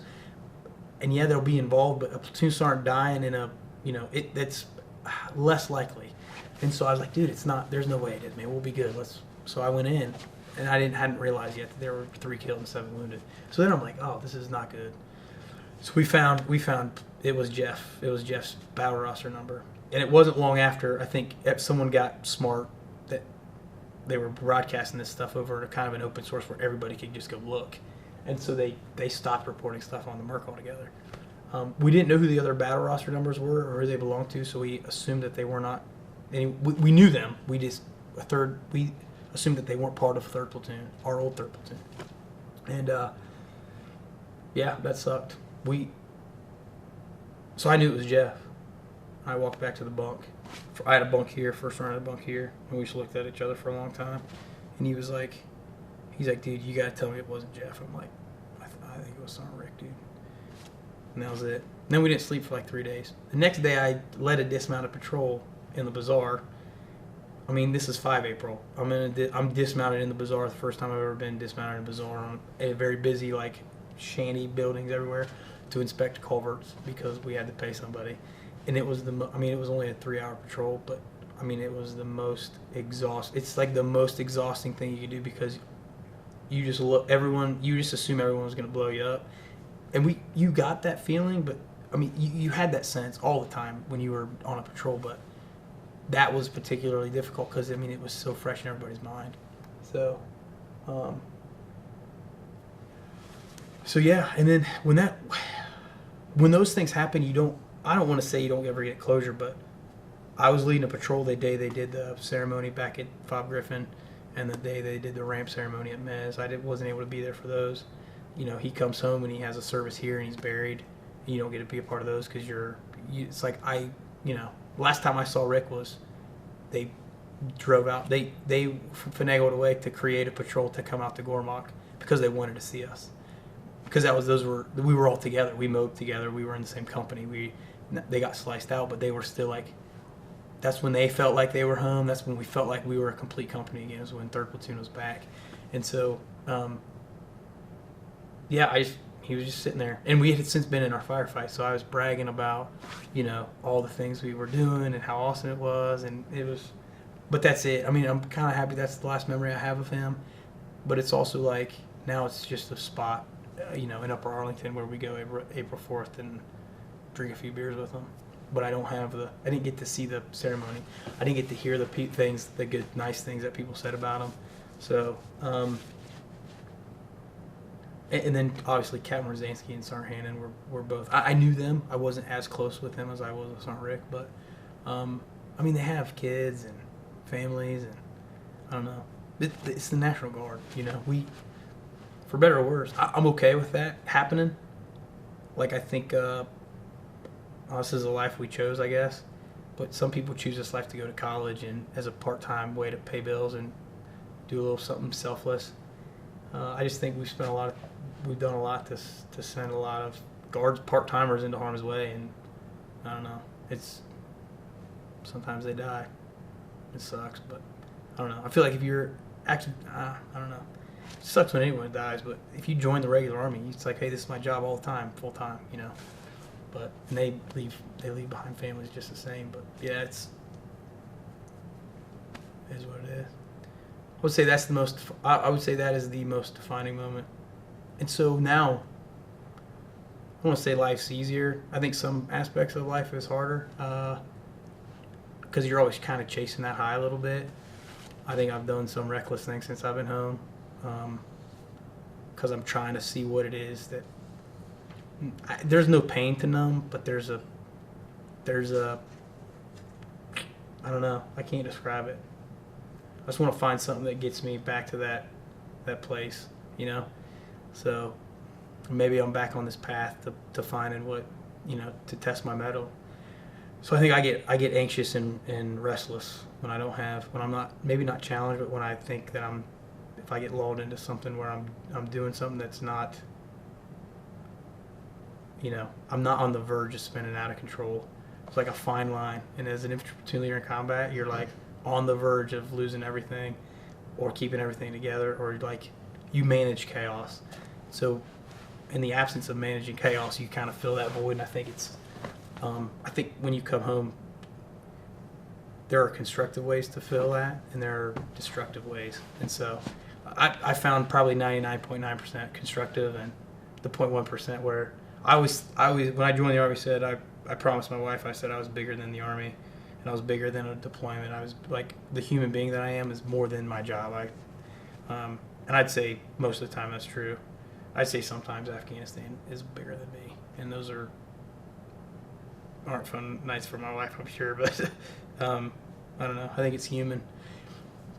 And then it's the relationships, like all the guys that I deployed with came to my Ranger School graduation. Some of them I work with full time now. You have to hold on to those, or if you don't, it's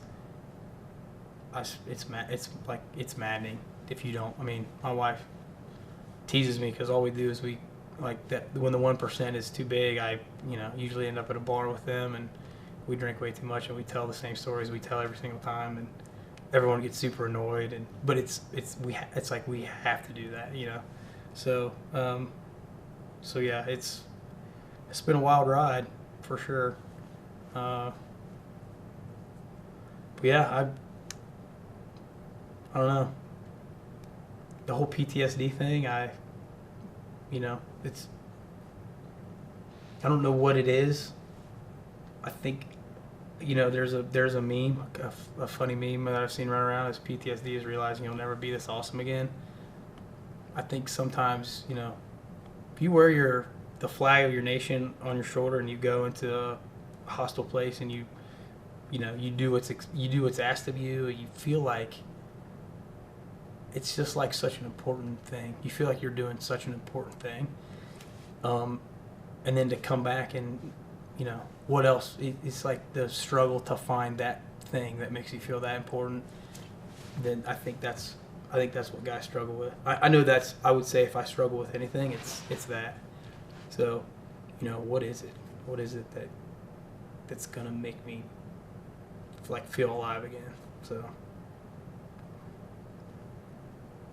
And I think my soldiers struggle with that too. We called them the Dirty Dozen. So I was in Charlie Company as a PO. I went to Bravo Company as an XO. Came back to Charlie Company as the commander. The Dirty Dozen were the 12 guys that were still there when I was there as the platoon leader, just in the company. So we have shared experiences. I have a soft spot in my heart for those guys. I had to counsel one just probably 3 or 4 months ago, and he had failed a second APFT. I mean, great soldier. The guy I remember was a great soldier and loved the Army and loved everything about it. And he had failed two APFTs, and so by regulation I have to start processing him for discharge. And he was an E5 and NCO. So a way to help his case a little bit is that he voluntarily reduces himself to a specialist, so he's not in the NCO rank anymore.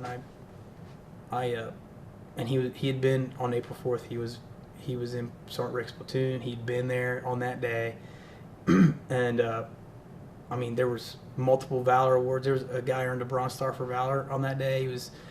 He got blown up. Both of his legs got blown up, and he crawled over to Sergeant Rick's dead body then and used his radio to call for help. He's just a young E4. So I knew the guy. I knew him before. I see him now. He's failed 2 record PT tests. Now I have to sit with him and talk to him about, hey, you're still in the Army. There's still a standard to meet. You're not meeting it. Just sign this paper and voluntarily reduce yourself to E4, which is business as normal for me as a commander. But knowing his background, I think it caught me off guard that I started to get emotional, because he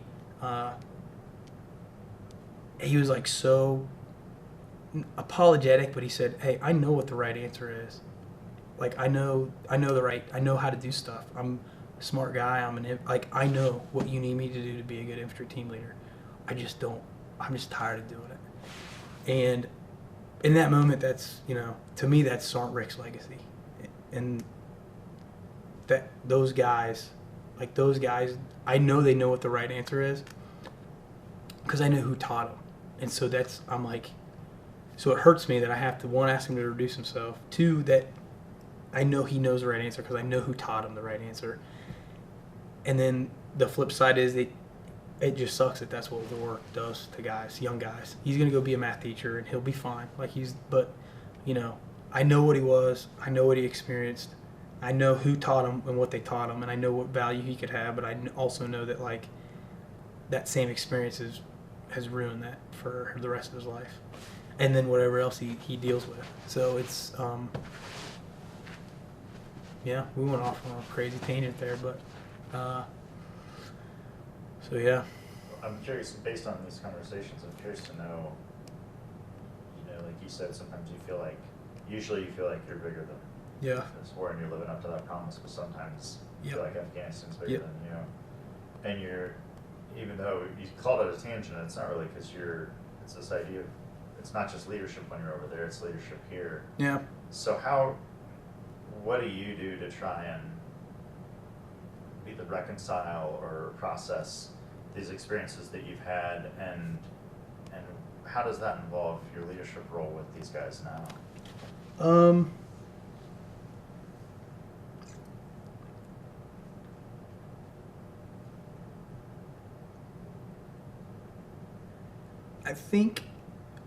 I think guys, soldiers like are maybe the best at sensing if you genuinely care or not.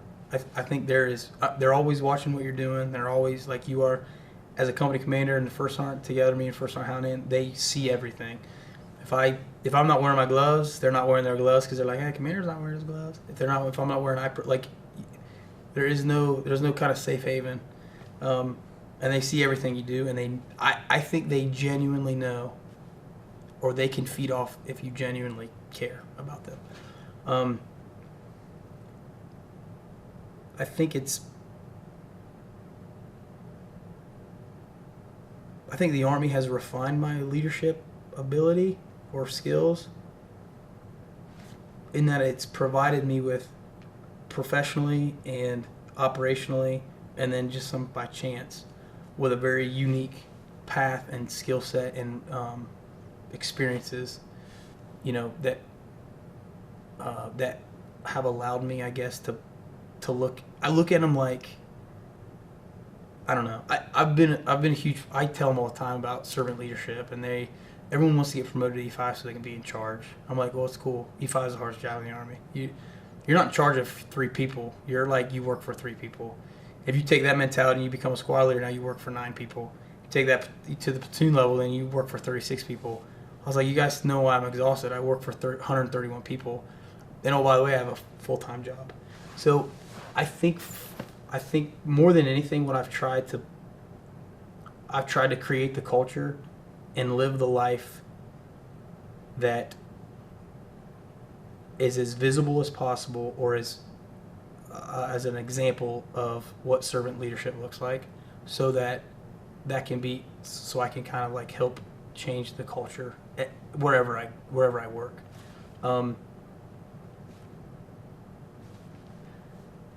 I don't know where that comes from. A lot of that, I think, I guess it's just the conglomeration of, or the I don't know, the patchwork of experiences, and I don't know.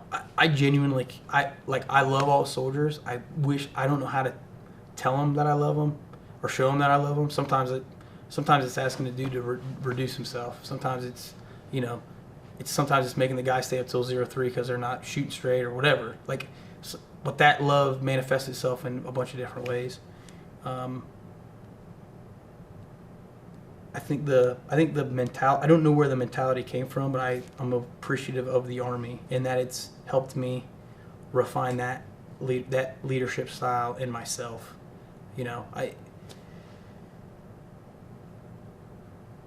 It's not. When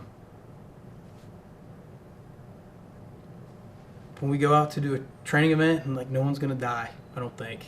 And if it is, it's bad. But it's a bad day. But I guess the point I'm trying to make is it's not life or death. A lot of things in this world are not life or death. You get a promotion at work, that's awesome. You don't get a promotion at work, maybe it's coming. Maybe there's a bigger plan. Maybe there's a new job. Don't ever get wrapped around I kind of live in the moment in that I'm just happy to be alive. You wake up and you're like, okay, I'm happy that I get to see another day on Earth, and whatever, I'm in the bonus. Every day I wake up is I'm in the bonus. I think Afghanistan did that for me a little bit. I see, I still occasionally see Jeff's son Joel, and I'm like, he doesn't get to see his dad. Sean had little kids, and they'll go through the formative years of their life without knowing their father. So all these experiences make me a lot more grateful, and they put things into perspective. My wife calls in the dishwasher's running, sounds funny, or the car needs brakes. I'm like, cool, man, we'll just get brakes. It's too easy. Take it to Midas tomorrow. It's not a big deal. That's what used to maybe be a significant emotional event in the lives of some people, or it's not a blip on my radar anymore. And I try to remind the guys of that. If you got a guy that's struggling or a guy that's suffering from something, it's like, dude, take a step back, man. You woke up this morning, all right? So we're good. We're in the bonus. Let's just find a plan to get better and let it go from there. but yeah, it's perspective. I think it all comes down to perspective, and I try to lead with that. I try to say, hey, well, I want to be better than everybody else, but I'm not going to do it at the expense of like your well-being. So, and at the end of the day, when we come together on a Sunday afternoon after a drill or after 2 weeks of annual training or after a deployment, I can look at all you guys and say, I don't necessarily like you all, but I love you all, and we all came home. And that's, at the end of the day, the only thing I care about. And I think the guys know that too. I spend drill weekends pushing them really hard, but I'm like, listen, I know what it's like to get shot at, and I know what it's like to go to a place that's hostile and come home and not bring people that you thought would come home with you home. And I don't want that to happen to you. So I'm going to push you really hard so that I don't have to experience that. You don't have to experience that. Your family doesn't have to experience that. And I think people appreciate that. I think the guys understand that I'm, like I said, everything comes from a point of love and respect, but also, hey, look, I know what it takes because I've learned some of these lessons the hard way. Yeah, I guess the reconciliation part of maybe I'm still working on. I don't know.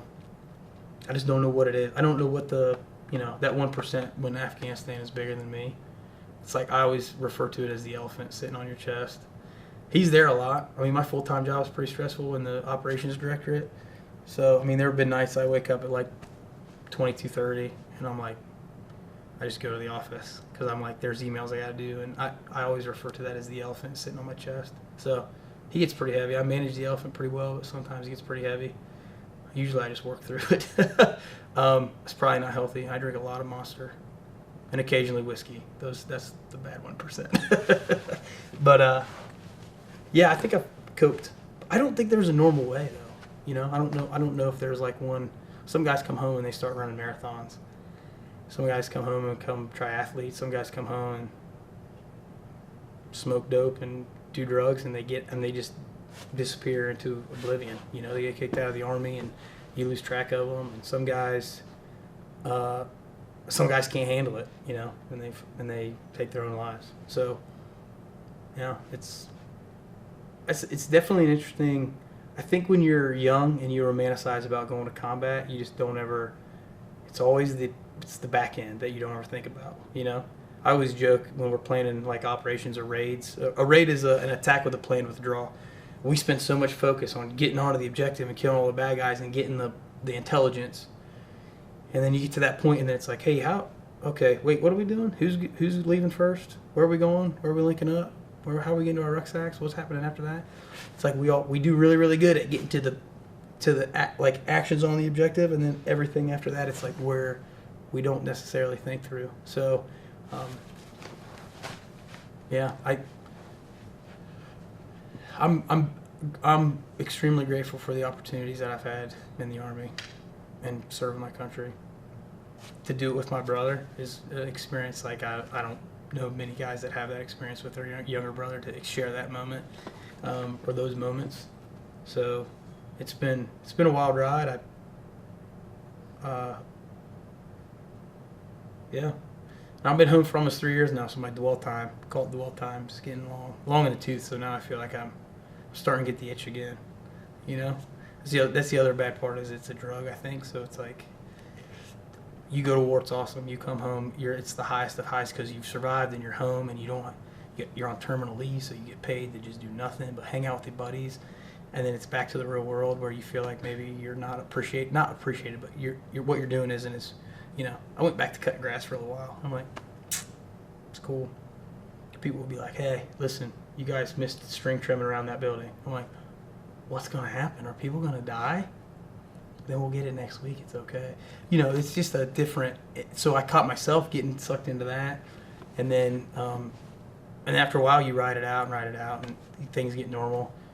And then you forget all the bad stuff, and you only remember the good stuff. And then the romantic ideas come back, and you're like, okay, it's time to go do this again. So it's an interesting. So that's where I'm at right now, trying to decide whether or not there's a Kosovo mobilization coming up. So it won't be any shooting, but at least it'll feel like I'm doing something meaningful. I think a meaningful life to me is more important than a happy life. But I think when I'm doing meaningful stuff, I think the happiness comes. So sometimes maybe I'm chasing meaningful, I don't know. But You've spoken really poignantly on some of the real difficulties in transitioning from a combat mobilization environment back to civilian life. What are your thoughts on recommending services to soldiers who are transitioning back to civilian life, and have you ever used services yourself? Yeah, I have. My wife and I struggled a little bit when I got home, and so it was through. She just did the research, right? And she was like, "Hey, we should go to marriage counseling." I said, "Yep, I agree." I was like, "Here's my only caveat: it has to be a guy that has been in the service for some. I don't care what kind, just in the service." So when I start rattling off stuff, he's not overwhelmed, and that he has some kind of similar point of view. And she found a really good guy. So we'd go. It's like putting a Band-Aid on, and then we'd float it out for a little while, and then I would trip up, and then we'd go back. And so it's like we were always kind of chasing that a little bit, but it was good. I would say my biggest, there's all kinds of resources out there. The guys are almost overwhelmed with resources. I would say this though, there's nothing, not unmanly. There's nothing wrong with going and talking to somebody. Like, there is absolutely nothing wrong with that. I was really sensitive to seeing anybody. I just didn't want to. I didn't know what the guy would even be able to offer, or if it would be a waste of time. But after I did it, I mean, I've almost considered just stopping in sometimes and saying, "Hey, there's a night coming, and I'm not going to be able to handle it. So give me some tools here to help me, so I don't, do anything ridiculously stupid or jeopardize anything I've worked so hard to get." But yeah, there's no shame in that.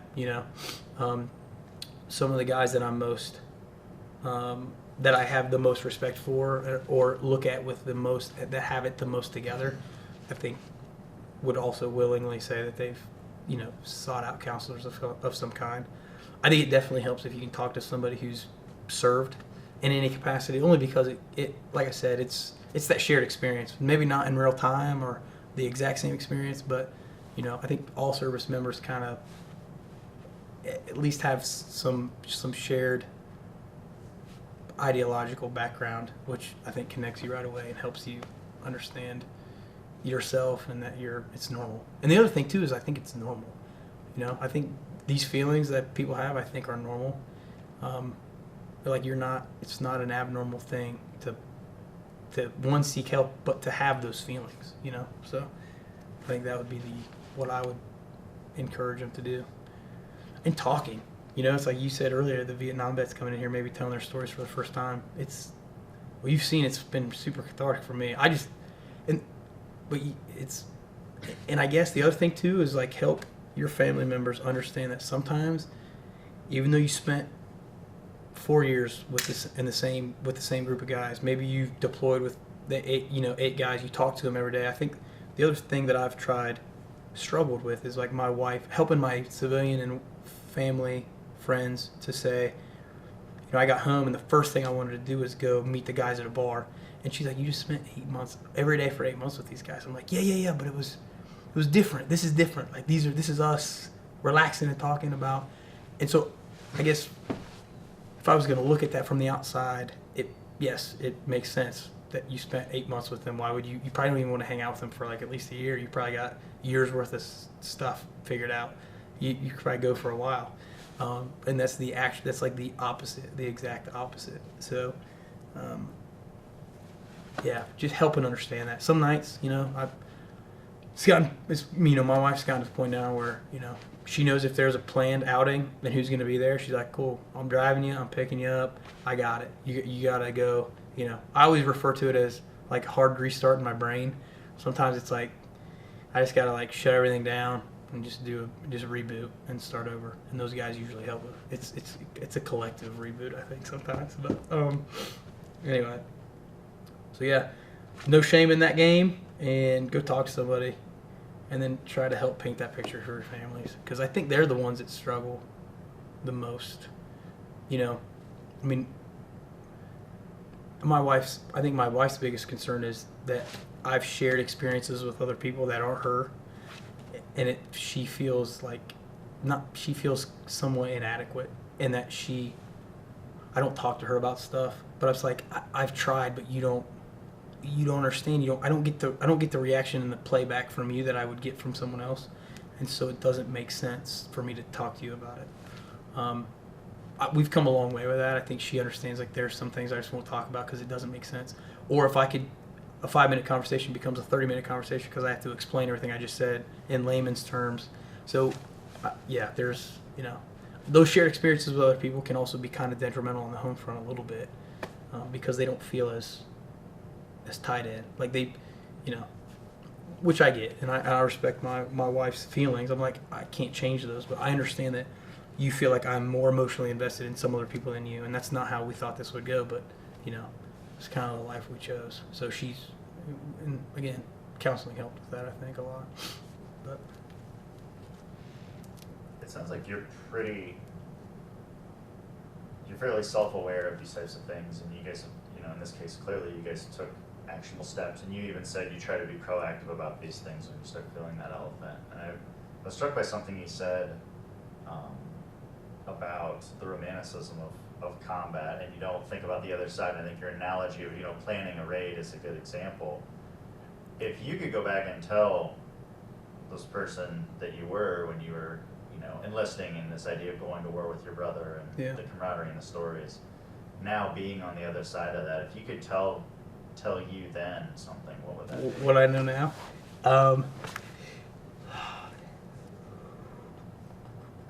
I don't know. I don't think I would tell myself anything.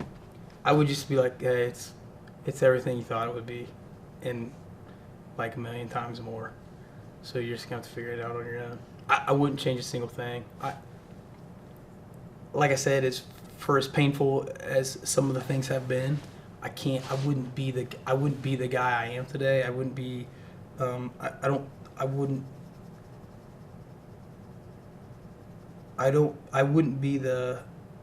wouldn't lead in the same way that I do now without those experiences. And so it's almost like I needed that. I guess the one thing I would say is don't chase it. It's going to come,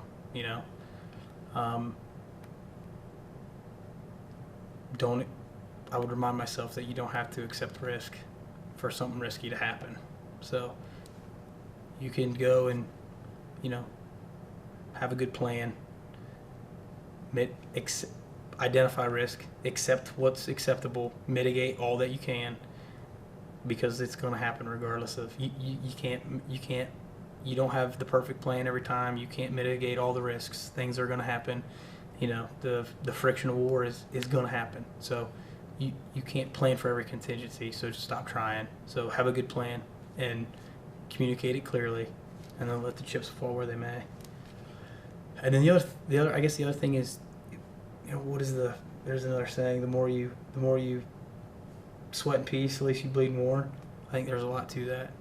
Train the guys really, really hard. And I'm getting to this point now where I tell my guys, if during a drill weekend, if you're gonna make a request, and the request is one way is the more comfortable way, and one way is the way that's least comfortable, I want to just assume that my answer is going to be the least comfortable way. Some days we have 3-day drill weekend.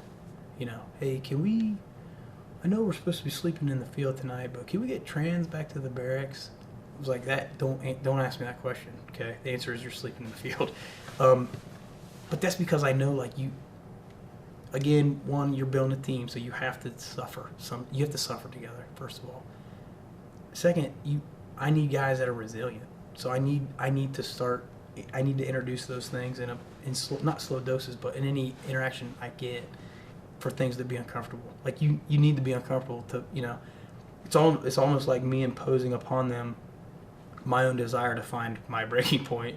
And so I'm telling them along, kicking and screaming. I'm like, and that's what Ranger School does for you, times 100. So a 3-day weekend, I know for a fact in 3 days, all I need is a gallon of water. In 3 days, I don't have to sleep. I don't have to eat. I can get everything done that I need to training wise. and then I can do a whole bunch more after that. I know that about myself because I've been tested and it's been indoctrinated into me that I know that I can do that. Some of these guys, you know, they've never been pushed to that limit. They don't know that they can do that yet. And so I always am trying to breathe that in them. You can always do one more thing. You can always do one more thing. You can always stay up 1 hour later. You can always go one more mile. You can always do those things. And yeah, I think that's it. I don't have a lot of regrets. I have a lot of things I wish I would have done differently. Maybe I would have clued my old self into, but other than that, it's definitely not as romantic as you think. It's not as romantic as you think. I think I grew up with a lot of war movies, so, you know, the war movie doesn't have the anniversary of your buddy dying every year for the rest of your life, you know. War movies don't show that. They don't show, you know, Sean Hannon's wife sharing Facebook pictures of their like 5-year-old son wearing a full set of ACUs with his name tape and his, you know what I mean? Like, those war movies don't show that part, so.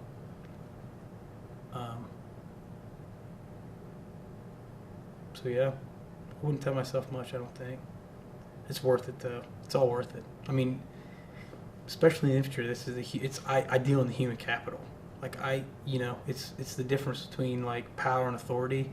Like I have to influence other people to do what I want them to do without them, and allow them to think that they have helped be part of the plan and are part of the team. And how do I get guys to do what I want them to do and think that they're doing it because they want to do it, or motivate them to do it because it is what they want to do? And those are all relationships. So I mean, the Army has taught me tactically and technically what to do, and it's on me to push that down to the lower levels, and then to bring them along and to teach them to do it because they want to do it. And so it's awesome. It's an awesome responsibility. It's very humbling. But it's like there's nothing. I mean, there's nothing else I would rather do. Nothing else I'd rather do. So.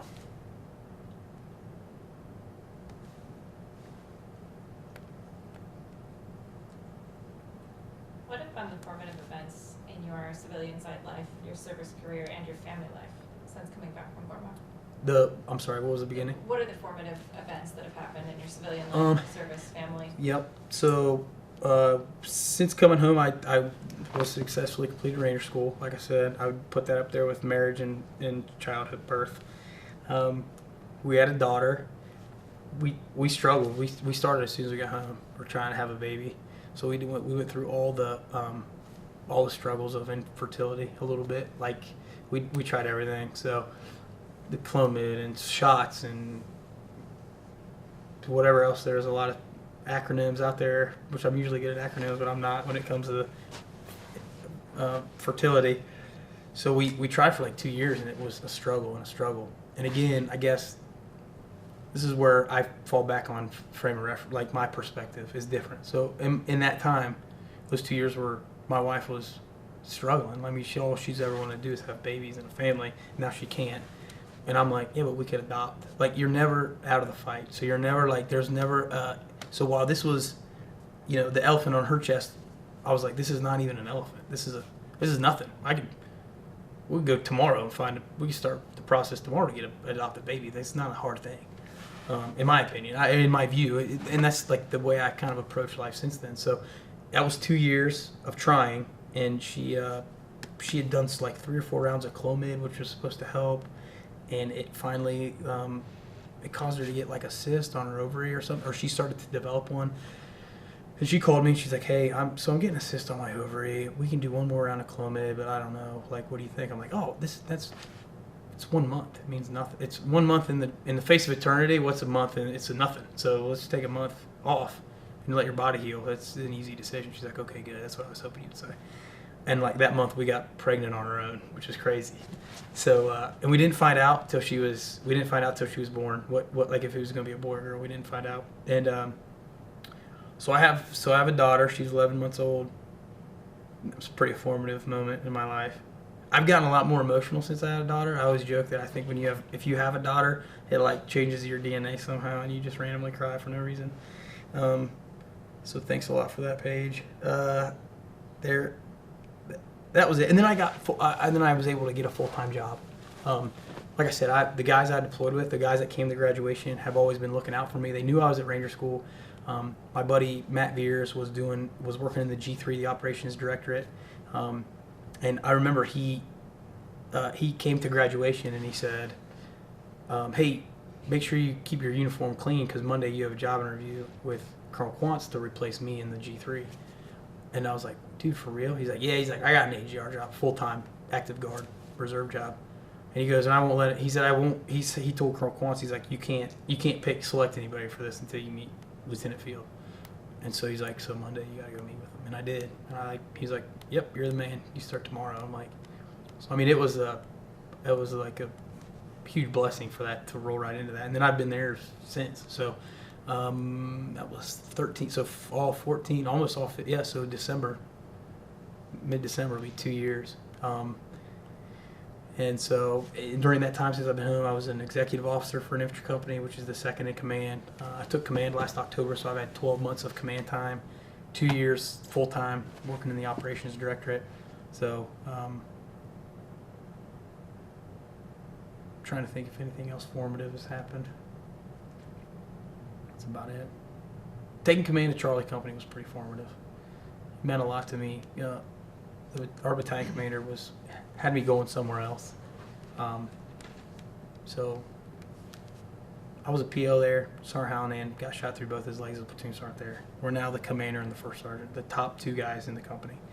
I think it meant a lot to me that the battalion commander, one, trusted us with that, but I think he inherently knew that the two of us together, based on our friendship and our shared experience, would be able to go back there and affect change that other guys wouldn't be able to. So it's an awesome opportunity. So I'll hope to do it for another 8 or 9 months, and then maybe go to Kosovo.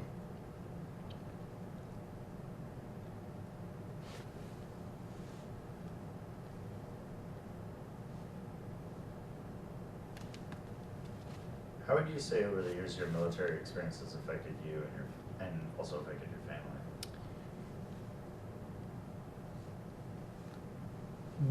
The most impact it's had is on my wife, obviously. I think my mom grew up, like I said, my dad was adopted. My mom grew up in a family full of boys who all joined the service and left home. So them together, they've always been very no nonsense, very common sense type people. And I think my mom's expectation was, she's always said, she had a daughter last. She was like, "I really hoped I had a daughter." She said she felt her daughter would be the anchor that would stick close to home. She's like, "Probably expected you boys to go do your thing and maybe come visit me every once in a while. Just bring grandchildren when you do." And so outside of that, outside of just the nucleus, like my wife, now daughter, I don't know that it's been. I don't personally understand what the impact has been. I know my wife and my mom have talked. I've told stories which I've told Tara the story that on 10 March, the only thing I remember life going into slow motion and crawling through the dirt, and I just thought about Tara and I thought about not wanting to die there. And those are the two overwhelming thoughts I had. I think she told that to my mom, and my mom did not take that well, and she cried. But I tell those stories my mom does. I guess I don't understand. I don't see it. I don't see it. So either it's shielded on purpose, or it's my mom has internalized that and taken care of that in her own way. I don't know. My dad's just always been really proud. And he's been good at. I guess I hear some people like, "Oh, I'm just always trying to make my old man proud." But it's always just been a known. I feel like I could do almost anything, and my dad would be proud of me. So it's definitely a blessing. But it's tough. My wife she's gone a long time without even hearing from me. even early on, I mean, 16 weeks of basic and AIT, I had one phone call. She stuck around. OCS, I was out of the loop most of the time, though had a little bit of connectivity. So I mean, but still, I'm physically not there for 12 weeks. You know, for 13 or 14 months, to including the mobilization and NTC rotation and MOB, not there. 16 weeks at Bullock, not there. She planned an entire wedding by herself. I literally helped with absolutely nothing in the wedding. Drill weekends, as a commander, I don't have time to hardly breathe and respond to the group text of the other commanders as we're trying to navigate through the weekend. So there's that. You know, the job I have now requires. I was in Hungary for a week, at DC for a week, so I travel with work. So she's made a lot of sacrifices, I think. I'm trying to front load. I'm trying to front load all this stuff that I want to accomplish. I like going hungry. I like traveling as part of work. I'm trying, but now that I have a daughter, I can see, like, I also still want to be around for her. So I'm trying to front load all this before she understands what exactly is going on. So yeah, it's been been very.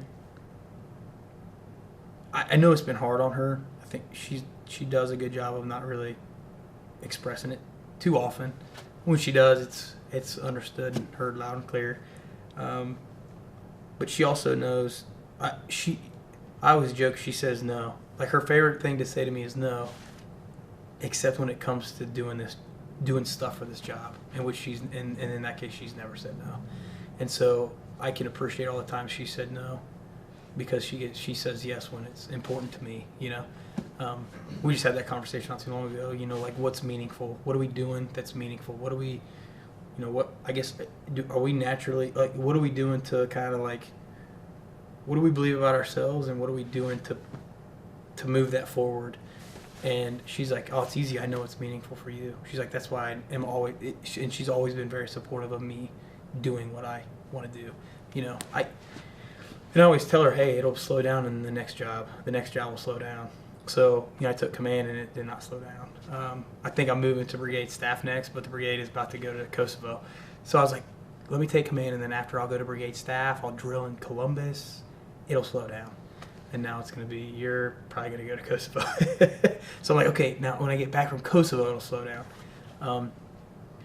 I also think I kick the can down the road that way. I think she understands that about me, because she knows as soon as I get back, I can't ever just, there is never, you could tell me that I'm doing the most benign thing in the world, and I would find a way to make it, in my mind, the most important thing that anyone's ever done. And I would aggressively pursue that like a hamster on a wheel going 100 miles an hour.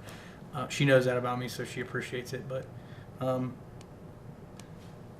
then there's all the stuff that I take for granted. So in Afghanistan, I'm there.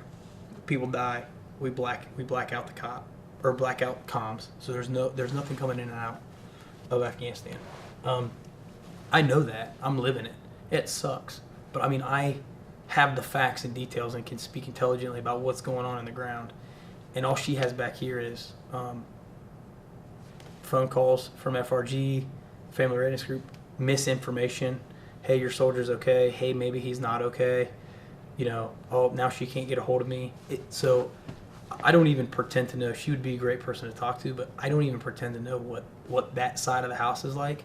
I know that she got phone calls that were not always very descriptive or accurate.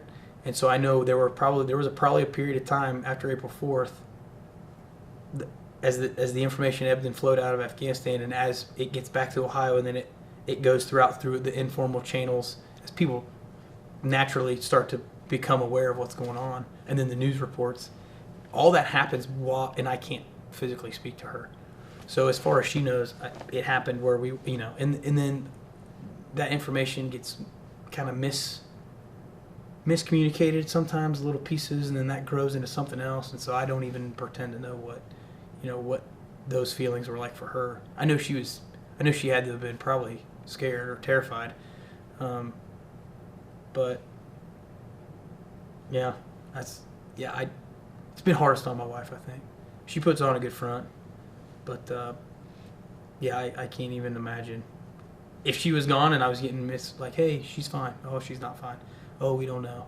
And then on top of that, I've got a brotherhood with these guys. And so by default, she becomes friends with their wives. So, I mean, she has, when First Sergeant Hallinan got shot, she was making food and taking it to Erica. It's just the kind of person she is. But, like, it's a weird, I mean, she said, and I know, like, we've had the beginnings of this conversation where it's like, you're just so glad that it's not your husband, but it's someone else's. So you like, hey, I made this for you. I'm so sorry. I'm so glad it's not my husband. It's like it's just a very weird, like, situation, I think, to find yourself in. Like, happy that it's sad that it's someone you know's, but it's happy that it's not yours, and it's a very, I don't know. So families have it the hardest, I think. I really do. I've tried to rebuild my family readiness group at Charlie Company because it kind of was in shambles a little bit when I got there, only because if I can retain families, if I can get wives on board with what we're doing, then their husbands they're probably going to stick around, If it comes down, I know I've lost a lot of guys that have deployed and moved, they've done their 6 years, and they're like, my wife's not happy with this anymore. So it can have a profound impact, positively and negatively on your service. Like, you have a supportive family, you can run through brick walls. If you don't, then the Army becomes a thing that you have to. Becomes painful for you. So, yeah, she's a trooper. So, given that only about 1% of our population serves, what do you think that people need to know about military service, about combat, and about the people who serve? I guess that we're just normal people. Like, it's not. I kind of get very uncomfortable when people like buy meals and like say I appreciate it. Don't get me wrong. It makes me uncomfortable. I try not to do anything. I came straight from work. I'm gonna go straight back to work. I might go through a drive-through, but even that's like I try not to do anything out in the real world in this uniform. Only because I don't think a lot of people. It's a job like everything else is a job. 99% of the time, it's a boring job like everyone else's boring job. 1% is it's extremely exciting and dangerous and fun, and it's you live for the 1%. But I guess we're just normal people. I'm not abdicating that you don't say thank you or buy lunch if you're so moved to do so. I think the veteran community has done itself a disservice in that it seems to me that we've almost started actively going out and saying, hey guys, I'm a vet, man, feel sorry for me, like take care of me, where are my needs, And I don't think that's the kind of people that we are. I don't know that that's the veterans I know did it because they did it because they felt a sense of duty, that they felt like if a country at war for 15 years, I owe something. I'm a healthy guy. I could pick a rifle up and stand on the wall for a little bit, and that's the least I can do. So I would say I'm a little not disappointed, but I've definitely seen things that float around the veterans community that make you like, come on, man, we're better than that. As far as combat goes, I would say the other thing to remember too is like the 99% of the people that you meet in uniform probably, and this is not a derogatory thing, have not. If there's 1% that serve, maybe 20% have been shot at or shot back. I mean, that's just the nature of the beast.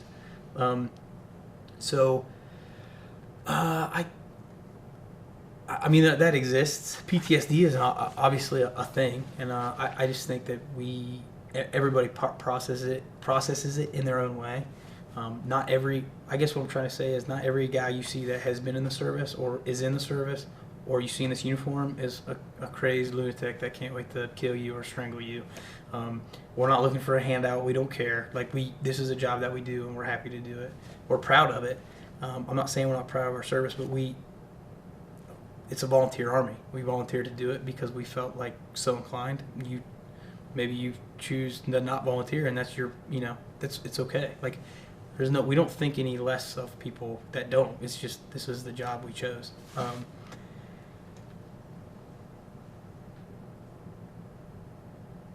Trying to think. Yeah. I think that's about it. I have been really disappointed, I think. Like early on, there's so many, I feel like guys that join the Army are the type of guys that I don't need a special help. I don't need any kind of, I just want, I'll figure this out. You know what I'm saying? Just give me an opportunity. Don't think I'm crazy. Give me an opportunity. I'll show you what I'm capable of. I don't need all these programs and all this money being fed into stuff. It wasn't there when I joined the Army. I didn't come in and someone held my hand all the way through basic training. I found a way to mentally overcome that. So when I get home, I don't expect someone to hold my hand into employment or hold my hand while I, now do I need help? Yeah, Roger, if you're going to give me some resources to help myself, but you don't need to create councils and programs and funnel whole kinds of money into a program to get vets hired. I'm not sure what vets are doing to not get hired. You know what I mean? And at the end of the day, I know a guy that'll pay you $15 an hour to cut grass. Sometimes it takes a job to get a job, so go get a job. Swallow your pride. You were a team leader in charge of 4 dudes. Now you're a guy that cuts grass, but do that for a while till you find your niche. Let them see your leadership potential and ability, and then the next summer you're leading a crew of 5, and now so. Yeah, I hope that veterans don't. I hope we don't paint ourselves into a corner that we can't ever get out of, and that we don't rely so much on. I look at my grandpa came home from Korea, raised a family of 5, taught every day for 40 years, successful life. You think all the greatest generation, you got a bunch of guys from World War II. They didn't come home and feel sorry for themselves. They came home and built an entire country. It's we could do that. We just, so we're not entitled to anything different than anybody else. We just chose a different profession for a few years. So.